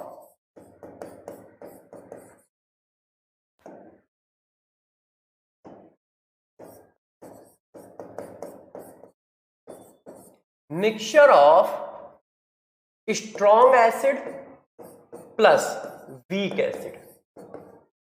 अब ये रह गया है, यदि स्ट्रॉन्ग एसिड और वीक एसिड का मिक्सचर हो तो कैसे निकालोगे। तो इससे पहले मैं ये केस कर लेता हूं तो थोड़ा आपको आसानी रहेगी। कौन सा केस? देखो, पीएच ऑफ वीक एसिड, यदि कहीं वीक एसिड का पीएच पूछेगा तो कैसे निकालोगे? के नंबर। अभी तक जितना भी मैंने पढ़ा है सब स्ट्रॉन्ग एसिड का बताया है, अब वीक एसिड के केस की बात बताते हैं। तो जरा देखो, क्वेश्चन उठाते हैं, जरा समझिएगा। सी मोलर MXA दिया है, मगर ये मेरे दोस्त कितना है? वीक एसिड है। अभी तक क्या होता था, मॉलिक्यूल का कंसंट्रेशन दिया होता था, मगर फार्मूले में किसका कंसंट्रेशन डालना है? H का डालना है। तो जब मॉलिक्यूल का कंसंट्रेशन दिया है और फार्मूले में H का कंसंट्रेशन डालना है तो हम ऐसे निकाल देते थे। मैंने यही तो सिखाया था आपको, X × C। मगर ये चीज नहीं हो सकती क्योंकि ये सिर्फ स्ट्रॉन्ग एसिड में पॉसिबल है। किसमें? स्ट्रॉन्ग एसिड में। वीक एसिड के लिए ऐसा नहीं लिखा जा सकता। ऐसा हम वीक एसिड के केस में ऐसा नहीं लिख सकते। तो किसी ने कहा क्यों नहीं लिख सकते? क्योंकि यार ये पार्सली आयोनाइज है। रीजन क्या है? क्योंकि ये 100% डिसोसिएट नहीं हो रहा है, because HX is partially ionise. Partially ionise है तो ये 100% डिसोसिएट ही नहीं होगा, और जब 100% डिसोसिएट नहीं होगा तो हम करेंगे कैसे? क्यों? क्योंकि ये तो ऐसे डिसोसिएट हो रहा होगा ना मेरे दोस्त, 100% थोड़ी हो रहा होगा। क्यों? क्योंकि ये देखो, ये तो वीक है ना, तो ये ऐसे चल रहा होगा T = 0 पर। C कंसंट्रेशन में से 1 - अल्फा ब्रेक हो गया तो C अल्फा, C अल्फा, ये देखो CX अल्फा। तो यहां पर H कंसंट्रेशन ये बनना है ना यार दोस्त, समझो, यहां पर H कंसंट्रेशन क्या बनना है? ये बनना है। तो यहां पर प्रॉब्लम है, यहां पर हमको मॉलिक्यूल का कंसंट्रेशन दिया है तो डायरेक्ट H का कंसंट्रेशन नहीं मिल सकता है। तो ये बात आई, निकाला कैसे जाए? मॉलिक्यूल का कंसंट्रेशन दिया है और डायरेक्ट H का कंसंट्रेशन निकालना है तो कैसे निकाला जाए? तो इसके लिए आए कौन? ओस्टवार्ड। तो ओस्टवार्ड डाइल्यूशन लॉ यहां से आया है, ओस्टवार्ड डाइल्यूशन लॉ। ये करता क्या है? ये मेजर करता है, measure concentration of ions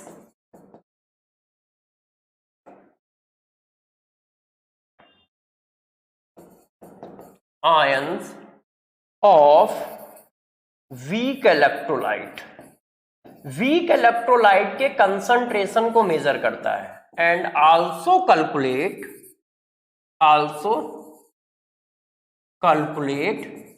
alpha, मतलब डिग्री ऑफ डिसोसिएशन। उनके कंसंट्रेशन को मेजर करने का भी तरीका है और साथ साथ में उनके डिग्री ऑफ डिसोसिएशन को मेजर करने का भी तरीका है। तो वो कॉन्सेप्ट क्या है? तो जरा देखो, ओस्टवार्ड डाइल्यूशन लॉ कॉन्सेप्ट क्या है? ओस्टवार्ड डाइल्यूशन लॉ में हम लोग ऐसा सपोज करते हैं, हमने सपोज किया कि हमारे पास HA एक वीक एसिड है। HA क्या है? वीक एसिड है। तो बच्चों जब ये वीक एसिड है तो ऐसे ब्रेक होगा, H और ऐसे। इसका कंसंट्रेशन कितना है? C मोलर है। इसका कितना है? 0 T = 0 पर। आफ्टर T सेकेंड क्या हुआ? After T second C molar में से अल्फा फ्रैक्शन ब्रेक हो गया। C का मतलब हुआ एक फ्रैक्शन, एक फ्रैक्शन का कंसंट्रेशन C है, तो अल्फा फ्रैक्शन ब्रेक हो गया तो 1 - अल्फा फ्रैक्शन बचा, तो 1 - अल्फा फ्रैक्शन का कंसंट्रेशन C × 1 - अल्फा, ये C अल्फा, C अल्फा। तो H कंसंट्रेशन की वैल्यू ये आई, C अल्फा। पहला फार्मूला हमारा ये बना जो हमें चाहिए होता है। दूसरा, ये वीक इलेक्ट्रोलाइट है तो वीक इलेक्ट्रोलाइट का डिसोसिएशन कांस्टेंट आया, तो इक्विलिब्रियम कांस्टेंट की वैल्यू क्या लिखोगे? इक्विलिब्रियम कांस्टेंट की वैल्यू लिखोगे HN ये अपॉन ये, पीछे ही पढ़ाया है। ये एक स्पेसिफिक रिएक्शन है। स्पेसिफिक रिएक्शन क्या है? Dissociation of acid. इसीलिए इसके इक्विलिब्रियम कांस्टेंट को हम लोग रिप्लेस कर देते हैं Ka। एक इक्विलिब्रियम कांस्टेंट है, ध्यान रखना, मगर स्पेसिफिक रिएक्शन है इसलिए नाम चेंज कर देते हैं। इक्विलिब्रियम कांस्टेंट ना बोल के बोल देते हैं क्या? Dissociation constant of acid. क्या बोल देते हैं? Dissociation constant of acid, Ka। तो Ka की वैल्यू ये आ गई। तो जब आप इन सब की वैल्यू डालोगे तो फार्मूला आ जाता है ये। क्यों दोस्तों? ये फार्मूला आप सब लोगों ने पढ़ा है। तो एक फार्मूला हमारा ये है जिसको हमें याद रखना चाहिए। तो HN इक्वल टू ये और ये। यहां पर एक प्रॉब्लम है, यहां पर हम लोग अप्रोक्सीमेशन लेते हैं। तो ये अप्रोक्सीमेशन वाला खेल थोड़ा सा आपको समझना पड़ेगा कि किस तरह से अप्रोक्सीमेशन लेना होता है, किस तरह से अप्रोक्सीमेशन नहीं लेना होता है। तो जरा गौर से हम बातों को समझते हैं। यहां से कॉन्सेप्ट स्टार्ट है। हम लोग यहां पर दो केस बनाते हैं। केस नंबर वन क्या होता है? यदि ये सपोज किया जाए, दोस्तों जरा समझिएगा, यदि ये सपोज किया जाए कि HA जो है वो बहुत वीक एसिड है, वेरी वीक एसिड। जब बहुत वीक एसिड होगा तो 1 माइनस अल्फा अप्रोचकल 1 होगा। 1 माइनस अल्फा अप्रोचकल 1 होगा तो ये वाली चीज ऐसे आ जाएगी और अल्फा का फार्मूला आ जाएगा ऐसे, √Ka/C। ये देखो, अब ये वाली बात बहुत इंपॉर्टेंट है, जरा गौर समझिएगा। यदि ओस्टवाल डाइल्यूशन ला यही है, यदि C को अप्रोचेस टू 0 कर दिया जाए तो अल्फा अप्रोचेस टू कहां जाएगा बता सकते हो? मैथ्स के हिसाब से C अप्रोचेस टू 0 तो alpha approaches to infinite. Infinite का मतलब क्या होता है? इन्फिनाइट का मतलब होता है मैक्स वैल्यू, है कि नहीं? इन्फिनाइट का मतलब क्या है? उसकी सबसे बड़ी वैल्यू। तो यार अल्फा की सबसे बड़ी वैल्यू क्या होती है? 100%। ऐसा नहीं कि पूरी मैथ्स ही चिपकाते चले जा रहा हूं आंख बंद करके। यदि हम C को अप्रोचेस टू 0 करेंगे तो अल्फा अप्रोचेस टू इन्फिनाइट जाएगा मैथ के हिसाब से, मगर मैथ के हिसाब से इन्फिनाइट का मतलब क्या होता है? उसकी सबसे बड़ी वैल्यू। तो अल्फा की सबसे बड़ी वैल्यू क्या है? 100%। तो आयोनाइजेशन क्या है? 100% हो रहा है। इसका मतलब क्या है? इस मैथ्स वाले को जरा लैंग्वेज में कन्वर्ट करो। C अप्रोचेस टू 0 का मतलब क्या है दोस्त? डाइल्यूशन करना। डाइल्यूशन करते जाओगे कंसंट्रेशन कम होता चला जाएगा। तो जैसे जैसे तुम डाइल्यूशन करते जाओगे वैसे वैसे अल्फा बढ़ता चला जाएगा, और अल्फा बढ़ता चला जा रहा है तो वीक इलेक्ट्रोलाइट स्ट्रॉन्ग इलेक्ट्रोलाइट में कन्वर्ट हो रहा है, मतलब वीक एसिड स्ट्रॉन्ग एसिड में कन्वर्ट हो रहा है। क्यों? अल्फा बढ़ने का मतलब डिसोसिएशन बढ़ना। पहले 5% था, अभी 20% हुआ, अभी 50% हुआ, 70% हो गया, 80% हो गया, 90% हो गया। तो जब 80-90% पहुंच गया तो वो स्ट्रॉन्ग एसिड नहीं हो गया। तो इसका मतलब कोई भी वीक एसिड बाहर वो वीक होता है मगर पानी के अंदर वो स्ट्रॉन्ग की तरह भी बिहेव कर सकता है। ध्यान रखिएगा, कोई भी वीक एसिड पानी के अंदर स्ट्रॉन्ग एसिड की तरह भी बिहेव कर सकता है। ध्यान रखिएगा कैसे? यदि हम उसको डाइल्यूट करते चले जाएंगे तो अल्फा बढ़ता चला जाएगा। अल्फा बढ़ता चला जाएगा तो वीक एसिड का बिहेवियर स्ट्रॉन्ग एसिड जैसा हो जाएगा, क्योंकि वो आयोनाइजेशन बढ़ाता चला जाएगा। तो ओस्टवाल डाइल्यूशन ला यही है। ओस्टवाल भाई साहब ने बताया था कि यदि हम लोग वीक एसिड को डाइल्यूट करते चले जाएं तो उसका आयोनाइजेशन बढ़ता चला जाता है, और इतना बढ़ जाता है कि वो स्ट्रॉन्ग एसिड की तरह बिहेव करने लगता है। तो ध्यान रखिएगा, वीक एसिड का यदि डाइल्यूशन करते हो तो वो स्ट्रॉन्ग एसिड की तरह बिहेव करने लगता है। वीक एसिड का डाइल्यूशन करते हो तो वो स्ट्रॉन्ग एसिड की तरह बिहेव करने लगता है। अब मेरी बातों को जरा गौर से समझिए, ठीक है? अगला पॉइंट सबसे इंपॉर्टेंट है। अब जो हम बताने जा रहे हैं उसको ध्यान रखना, क्योंकि क्वेश्चन में काम आएगा। कॉन्सेप्ट नंबर नेक्स्ट देखो, HN concentration of weak acid. Weak acid का HN कंसंट्रेशन कैसे निकाला जाता है? इसके दो रास्ते हैं। दो रास्ते कौन कौन से हैं जरा देखो। पहला, HN कंसंट्रेशन इक्वल टू आया C अल्फा। अल्फा की वैल्यू डाल दोगे तो अंडर आ जाएगा Ka/C। ये वाला फार्मूला कब लगाओगे? ध्यान रखिएगा, ये वाला फार्मूला कब लगाओगे? जब हम चेक करेंगे अल्फा को। हम पहले अल्फा को चेक करेंगे इस फार्मूले से, चेक इससे, और चेक करने पर जो ये अल्फा है इसकी वैल्यू कितनी आए? अप्रॉक्स इसकी वैल्यू अप्रॉक्स 0.03 से कम आए, मतलब अप्रॉक्स 3%। यदि अल्फा की वैल्यू 3% या 3% से कम है तो ये फार्मूला वैलिड है, एचआईन कंसंट्रेशन लगा के पीएच निकाल लोगे। ठीक है, अल्फा की वैल्यू कितनी है, इतनी, या इतनी ना ले लो तो इतनी ले लो। यदि अल्फा की वैल्यू 1 से 5% के आसपास आ रही है तो आप ऐसा लगा सकते हो। ठीक, अब गौर से समझो, ये वाला फार्मूला कब लगाओगे, H ion equal to C alpha. ठीक है, और ये नहीं आएगा वहां पर, H ion equal to C alpha. Alpha equal to कितना, तो मेरे दोस्त अल्फा निकाला जाएगा इससे, किससे, इससे, K A equal to C alpha square 1 minus alpha से, और K A equal to C alpha square 1 minus alpha से अल्फा निकाल के यहां रखोगे। ये वाला फार्मूला यूनिवर्सल है, ये फार्मूला हमारा यूनिवर्सल है। ठीक है, गौर समझिए, ये वाला फार्मूला हमारा यूनिवर्सल है, जगह नहीं है, कहीं पर भी लग जाएगा, मगर ये फार्मूला स्पेसिफिक है। ये फार्मूला हमारा क्या है, स्पेसिफिक है। ये तभी लगता है जब ये वाली कंडीशन हो, ये, और ये फार्मूला यूनिवर्सल है तो यहां पर भी लगेगा वहां पर भी, मगर अब बराबर में ये नहीं लिखेंगे हम, बराबर में अल्फा निकालने के लिए अब ये वाला कॉन्सेप्ट है, ये वाला कॉन्सेप्ट नहीं, ये वाला कॉन्सेप्ट। और ये वाला कॉन्सेप्ट कब होता है, जब इस फार्मूले से चेक करेंगे। फिर देखो मेरी बातों को समझिएगा जरा, चलो मैं इसको थोड़ा पीछे लिखता हूं, इस चीज को यहां ना लिखो, थोड़ा कॉन्सेप्ट को चेंज करता हूं जैसे आप समझ पाओ अच्छे से। गौर से मेरी बात को समझना प्यारे बच्चों, हम यहां पर चेक करेंगे, अल्फा इक्वल टू लगाएंगे के ए अपॉन सी, इसको मैंने चेक किया। ठीक, यदि इसकी वैल्यू 1% से लेके 3% या 5% के बीच में है तो ये फार्मूला लगेगा। यदि इसकी वैल्यू ग्रेटर देन 5% आ रही है या ग्रेटर देन 3% आ रही है तो फिर हम ये लगाएंगे, इसको 3% कर दो। 1 से लेके 3% तक आ रही है तो हम ये वाला लगाएंगे, और 3% से ज्यादा अल्फा की वैल्यू आ रही है तो ये वाला लगाएंगे। इसमें अल्फा ऐसा निकाला जाएगा। इसका मतलब क्या है, गौर समझिए। देखो जब आप ये मानते हो कि ये वीक इलेक्ट्रोलाइट है तब आता है 1 माइनस अल्फा इक्वल टू 1, और ये आंसर आता है। मगर जरूरी थोड़ी कि हर समय एच ए वीक हो, क्यों, क्योंकि डाइल्यूशन करोगे तो अल्फा बढ़ता है ना, तो हो सकता है कि वही वीक इलेक्ट्रोलाइट स्ट्रॉन्ग इलेक्ट्रोलाइट की तरह हो। तो हम क्या करते हैं, पहले अल्फा निकालते हैं। कैसे निकालते हैं, के अपॉन सी से।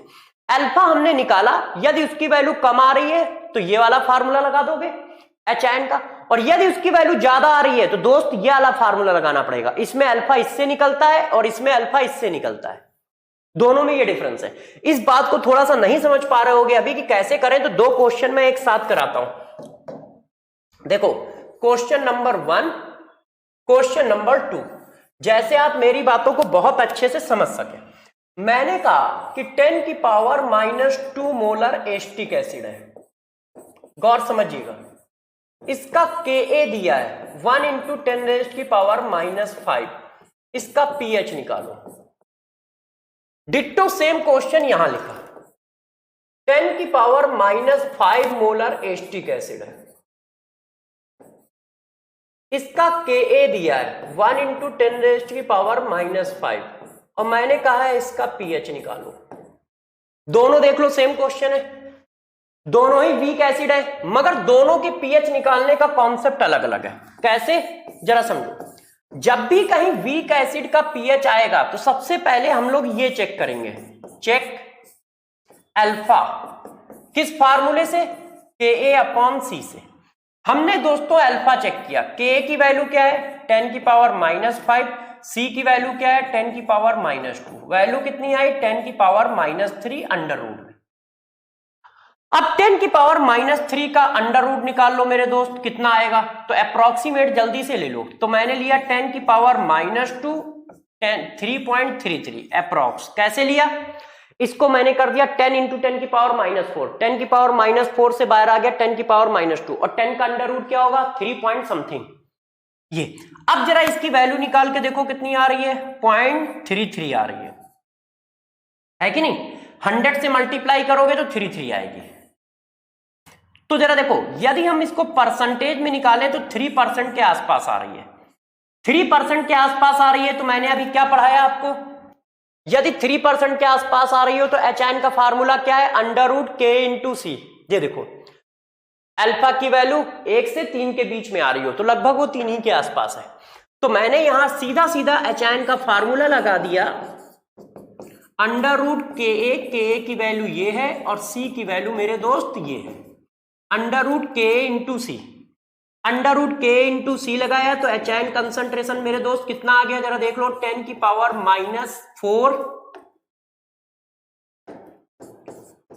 Into 3.33 approx. ठीक है, कैसे किया, 10⁻⁷ उसको 10⁸ कर लिया तो 10⁴ बाहर आ गया, बचा अंदर 10 का वो √3.3 के आसपास। अब इसको pH निकाल दो, तो pH कैसे निकाला जाता है, मैंने बताया था pH = 4 - log 3.33, पावर लिखी और फिर जो मल्टीप्लायर वो लिखा। क्वेश्चन कैसे किया दोस्त, ऐसे। अब जरा देखो यार, इसमें चेक करो, अल्फा निकाला, अभी मैं चेक कर रहा हूं, ये कोई सोल्यूशन नहीं है, पहले चेक करते हैं। अल्फा निकाला √k/c, k की वैल्यू कितनी है, 10⁻⁵, c की वैल्यू कितनी है, 10⁻⁵, √1 का मतलब अल्फा की वैल्यू 1 आ गई।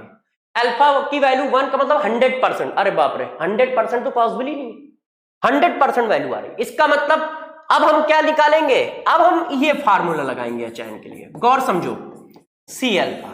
अब अल्फा कैसे निकाला जाए, इस तरह से नहीं निकालोगे, ये तो चेक करने का तरीका है, गौर समझिए कि हमें करना क्या है। अब अल्फा निकाला जाएगा इस फार्मूले से, Ka = C∝² 1 - अल्फा से।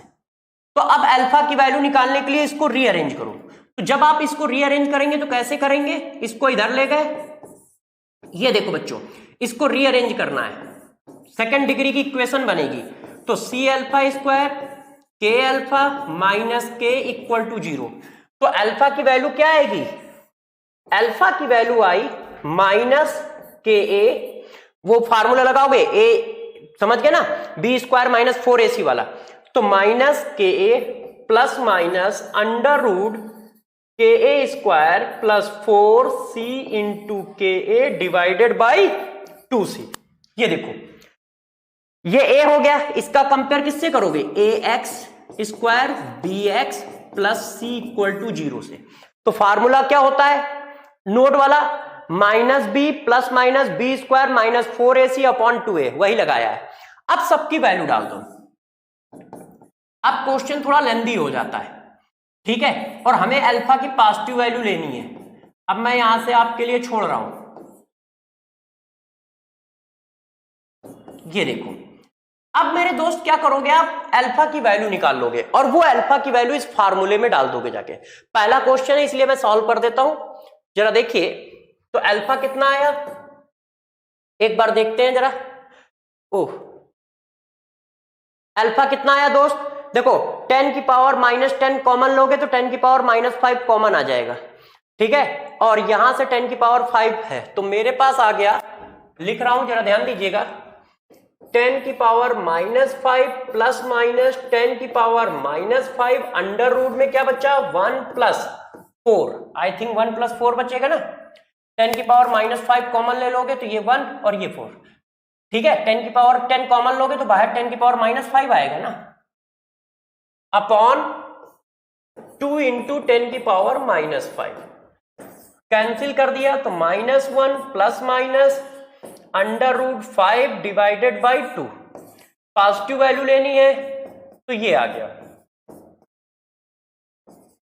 अल्फा की वैल्यू निकाल लो 1 प्लस √5 कितना होगा, तो यार √5 की वैल्यू आप लोग देख लीजिएगा, 4 पॉइंट कुछ आ जाएगी, 12 मान लेता हूं मैं अपनी तरफ से सपोज कर लेता हूं, तो ये हमारा माइनस हो गया, तो 1.12 डिवाइडेड बाई 2, तो वैल्यू आ गई अल्फा की ये। अब इस वैल्यू को वहां जाके डालोगे तो HN कंसंट्रेशन इक्वल टू मेरे दोस्त C∝, C की वैल्यू क्या है, 1 × 10⁻⁻5, अल्फा की वैल्यू है 1.12 डिवाइडेड बाई 2। अब हम pH वाला फार्मूला लगा देंगे, तो pH equal to -log HN concentration, तो क्या आ गया, गौर से देखिए 5 माइनस लॉग 1.12, देखिए आप लोग 1.12 डिवाइडेड बाई 2।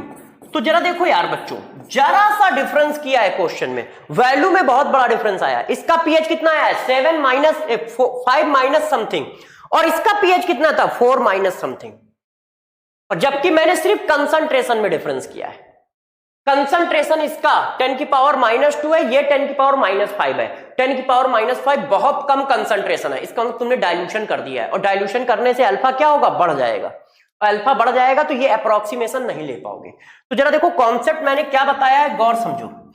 ये चेक करने का एक तरीका है, जैसे ही कोई वीक एसिड आएगा तो पहले मैं चेक करूंगा कि इस फार्मूले से क्वेश्चन करूं या इस फार्मूले से क्वेश्चन करूं। ये मैथमेटिकल अप्रोच है, इससे क्वेश्चन का कैलकुलेशन इजी हो जाता है, मगर ये एक स्पेसिफिक कंडीशन पे लगता है, जब अल्फा की वैल्यू 1 से 3% के बीच में हो या लेस देन 3% के आसपास हो, तब हम ये अप्रोक्सीमेशन लेते हैं और ये फार्मूला लगा के कैलकुलेशन को इजी करते हैं। यदि वो 3% से ऊपर है तो फिर हम मैथ का यूज नहीं करते हैं, कैलकुलेशन इजी नहीं करते हैं, क्वाड्रेटिक इक्वेशन बना के सॉल्व करते हैं। और वो आपको पता कैसे चलेगा, ये देखो मैंने डिट्टो सेम क्वेश्चन उठाया है, दोनों को करने का तरीका अलग अलग है। 10 की पावर -2 मोलर एसिटिक एसिड के दिया है, 10 की पावर -5 मोलर एसिटिक एसिड ये दिया है। तो पहले मैंने क्या किया, सबसे पहले जब भी वीक एसिड का क्वेश्चन आए तो ये बात चेक करो कि हमें करना किस मेथड से है। दोनों में जैसे ही इसकी वैल्यू 3% से कम या आसपास आ जाए तो बस सीधा लगा दो HN = K/C, मगर ये एक स्पेसिफिक केस पे फार्मूला लगता है। वो स्पेसिफिक केस कब होता है, जब आप चेक करोगे और अल्फा की वैल्यू लेस देन 3% आए। यदि वो 3% से ज्यादा आ रही है तब हम स्पेसिफिक केस वाला फार्मूला नहीं लगाते हैं, फिर हमको पूरा मेथड फॉलो करना पड़ता है। अल्फा की वैल्यू निकालते हैं इस फार्मूले से। आप ये ना करना, आप डायरेक्ट ये फार्मूला याद रखना, अल्फा का डायरेक्ट ये फार्मूला याद रखना, इसमें वैल्यू डाल देना। अल्फा की वैल्यू हम इस फार्मूले से निकालते हैं और इसमें डालते हैं, फिर पीएच वाला फार्मूला लगाते हैं। ठीक है, आज हम लोग इतना ही करना पसंद करेंगे, नेक्स्ट क्लास में इसके आगे की बात करेंगे। तो नेक्स्ट क्लास हमारी अभी इंपॉर्टेंट होगी, अभी पीएच खत्म नहीं हुआ है। अभी हमने पीएच ऑफ वीक एसिड बताया है, तो कल बताएंगे pH of weak acid plus weak acid. मान लो वीक एसिड के 2 सोल्यूशन हो, वीक एसिड और स्ट्रॉन्ग एसिड का सोल्यूशन हो, तो ये सारी बातें नेक्स्ट क्लास में करेंगे। तब तक के लिए आप लोगों से बस एक ही रिक्वेस्ट है, फार्मूले को और इन सब चीजों को अच्छे से रिवाइज कर लिएगा। ये जो फार्मूला पढ़ाया है इसको 2 बार रिवाइज करना, ध्यान रखिएगा। इस केस को 2 बार रिवाइज करना, बच्चे यहां पे गड़बड़ करते हैं, तो इस कॉन्सेप्ट को 2 बार रिवाइज करना कि ये वाला फार्मूला स्पेसिफिक है, ये वाला फार्मूला स्पेसिफिक है और ये वाला फार्मूला यूनिवर्सल है। किसी बच्चे को कोई टेंशन हो रही है तो हमेशा ये फार्मूला लगा दो, केस चाहे जैसा हो। कोई बच्चा कह रहा है नहीं यार सर हम स्पेसिफिक केस में कंफ्यूज हो रहे हैं, तो कंफ्यूज होने की जरूरत ही नहीं। वीक एसिड का केस आए हमेशा यही वाला फार्मूला लगाओ, क्योंकि ये यूनिवर्सल फार्मूला है, ये यूनिवर्सल फार्मूला है, हर जगह पे वैलिड है। यदि आप कैलकुलेशन इजी नहीं करना चाहते हैं तो हमेशा यही वाला फार्मूला लगाइए, चाहे जैसा केस हो। तो ये भी एक अच्छा ओपिनियन है, ठीक है। मानना है कि हमेशा ये वाला लगाओ, इस चीज को छोड़ दो, तो कंफ्यूजन कम हो जाएगा। यदि आप क्वेश्चन को कैलकुलेशन बेस इजी करना चाहते हैं तो फिर ये बात ध्यान रखना कि पहले चेक करके अल्फा की वैल्यू निकाली, 3% से कम है तो ये लगाया, 3% से ज्यादा है तो ये वाला लगाया। और किसी बच्चे को कहना है कि नहीं सर हम किसी झंझट में नहीं पढ़ना चाहते, तो सिंपल सी बात है, वीक एसिड का कोई भी केस आए हमेशा इस फार्मूले से सॉल्व करो। वीक एसिड का कोई भी केस आए हमेशा इस फार्मूले से सॉल्व करो। क्यों? क्योंकि ये हमेशा लग जाता है, ये यूनिवर्सल फार्मूला है। ठीक है, तो नेक्स्ट क्लास में हम इसी बात को आगे बढ़ाएंगे। तब तक के लिए आप लोग अपना ख्याल रखें, खूब अच्छे से रिवाइज करें और मेहनत करें। फिर मिलेंगे, गुड बाय।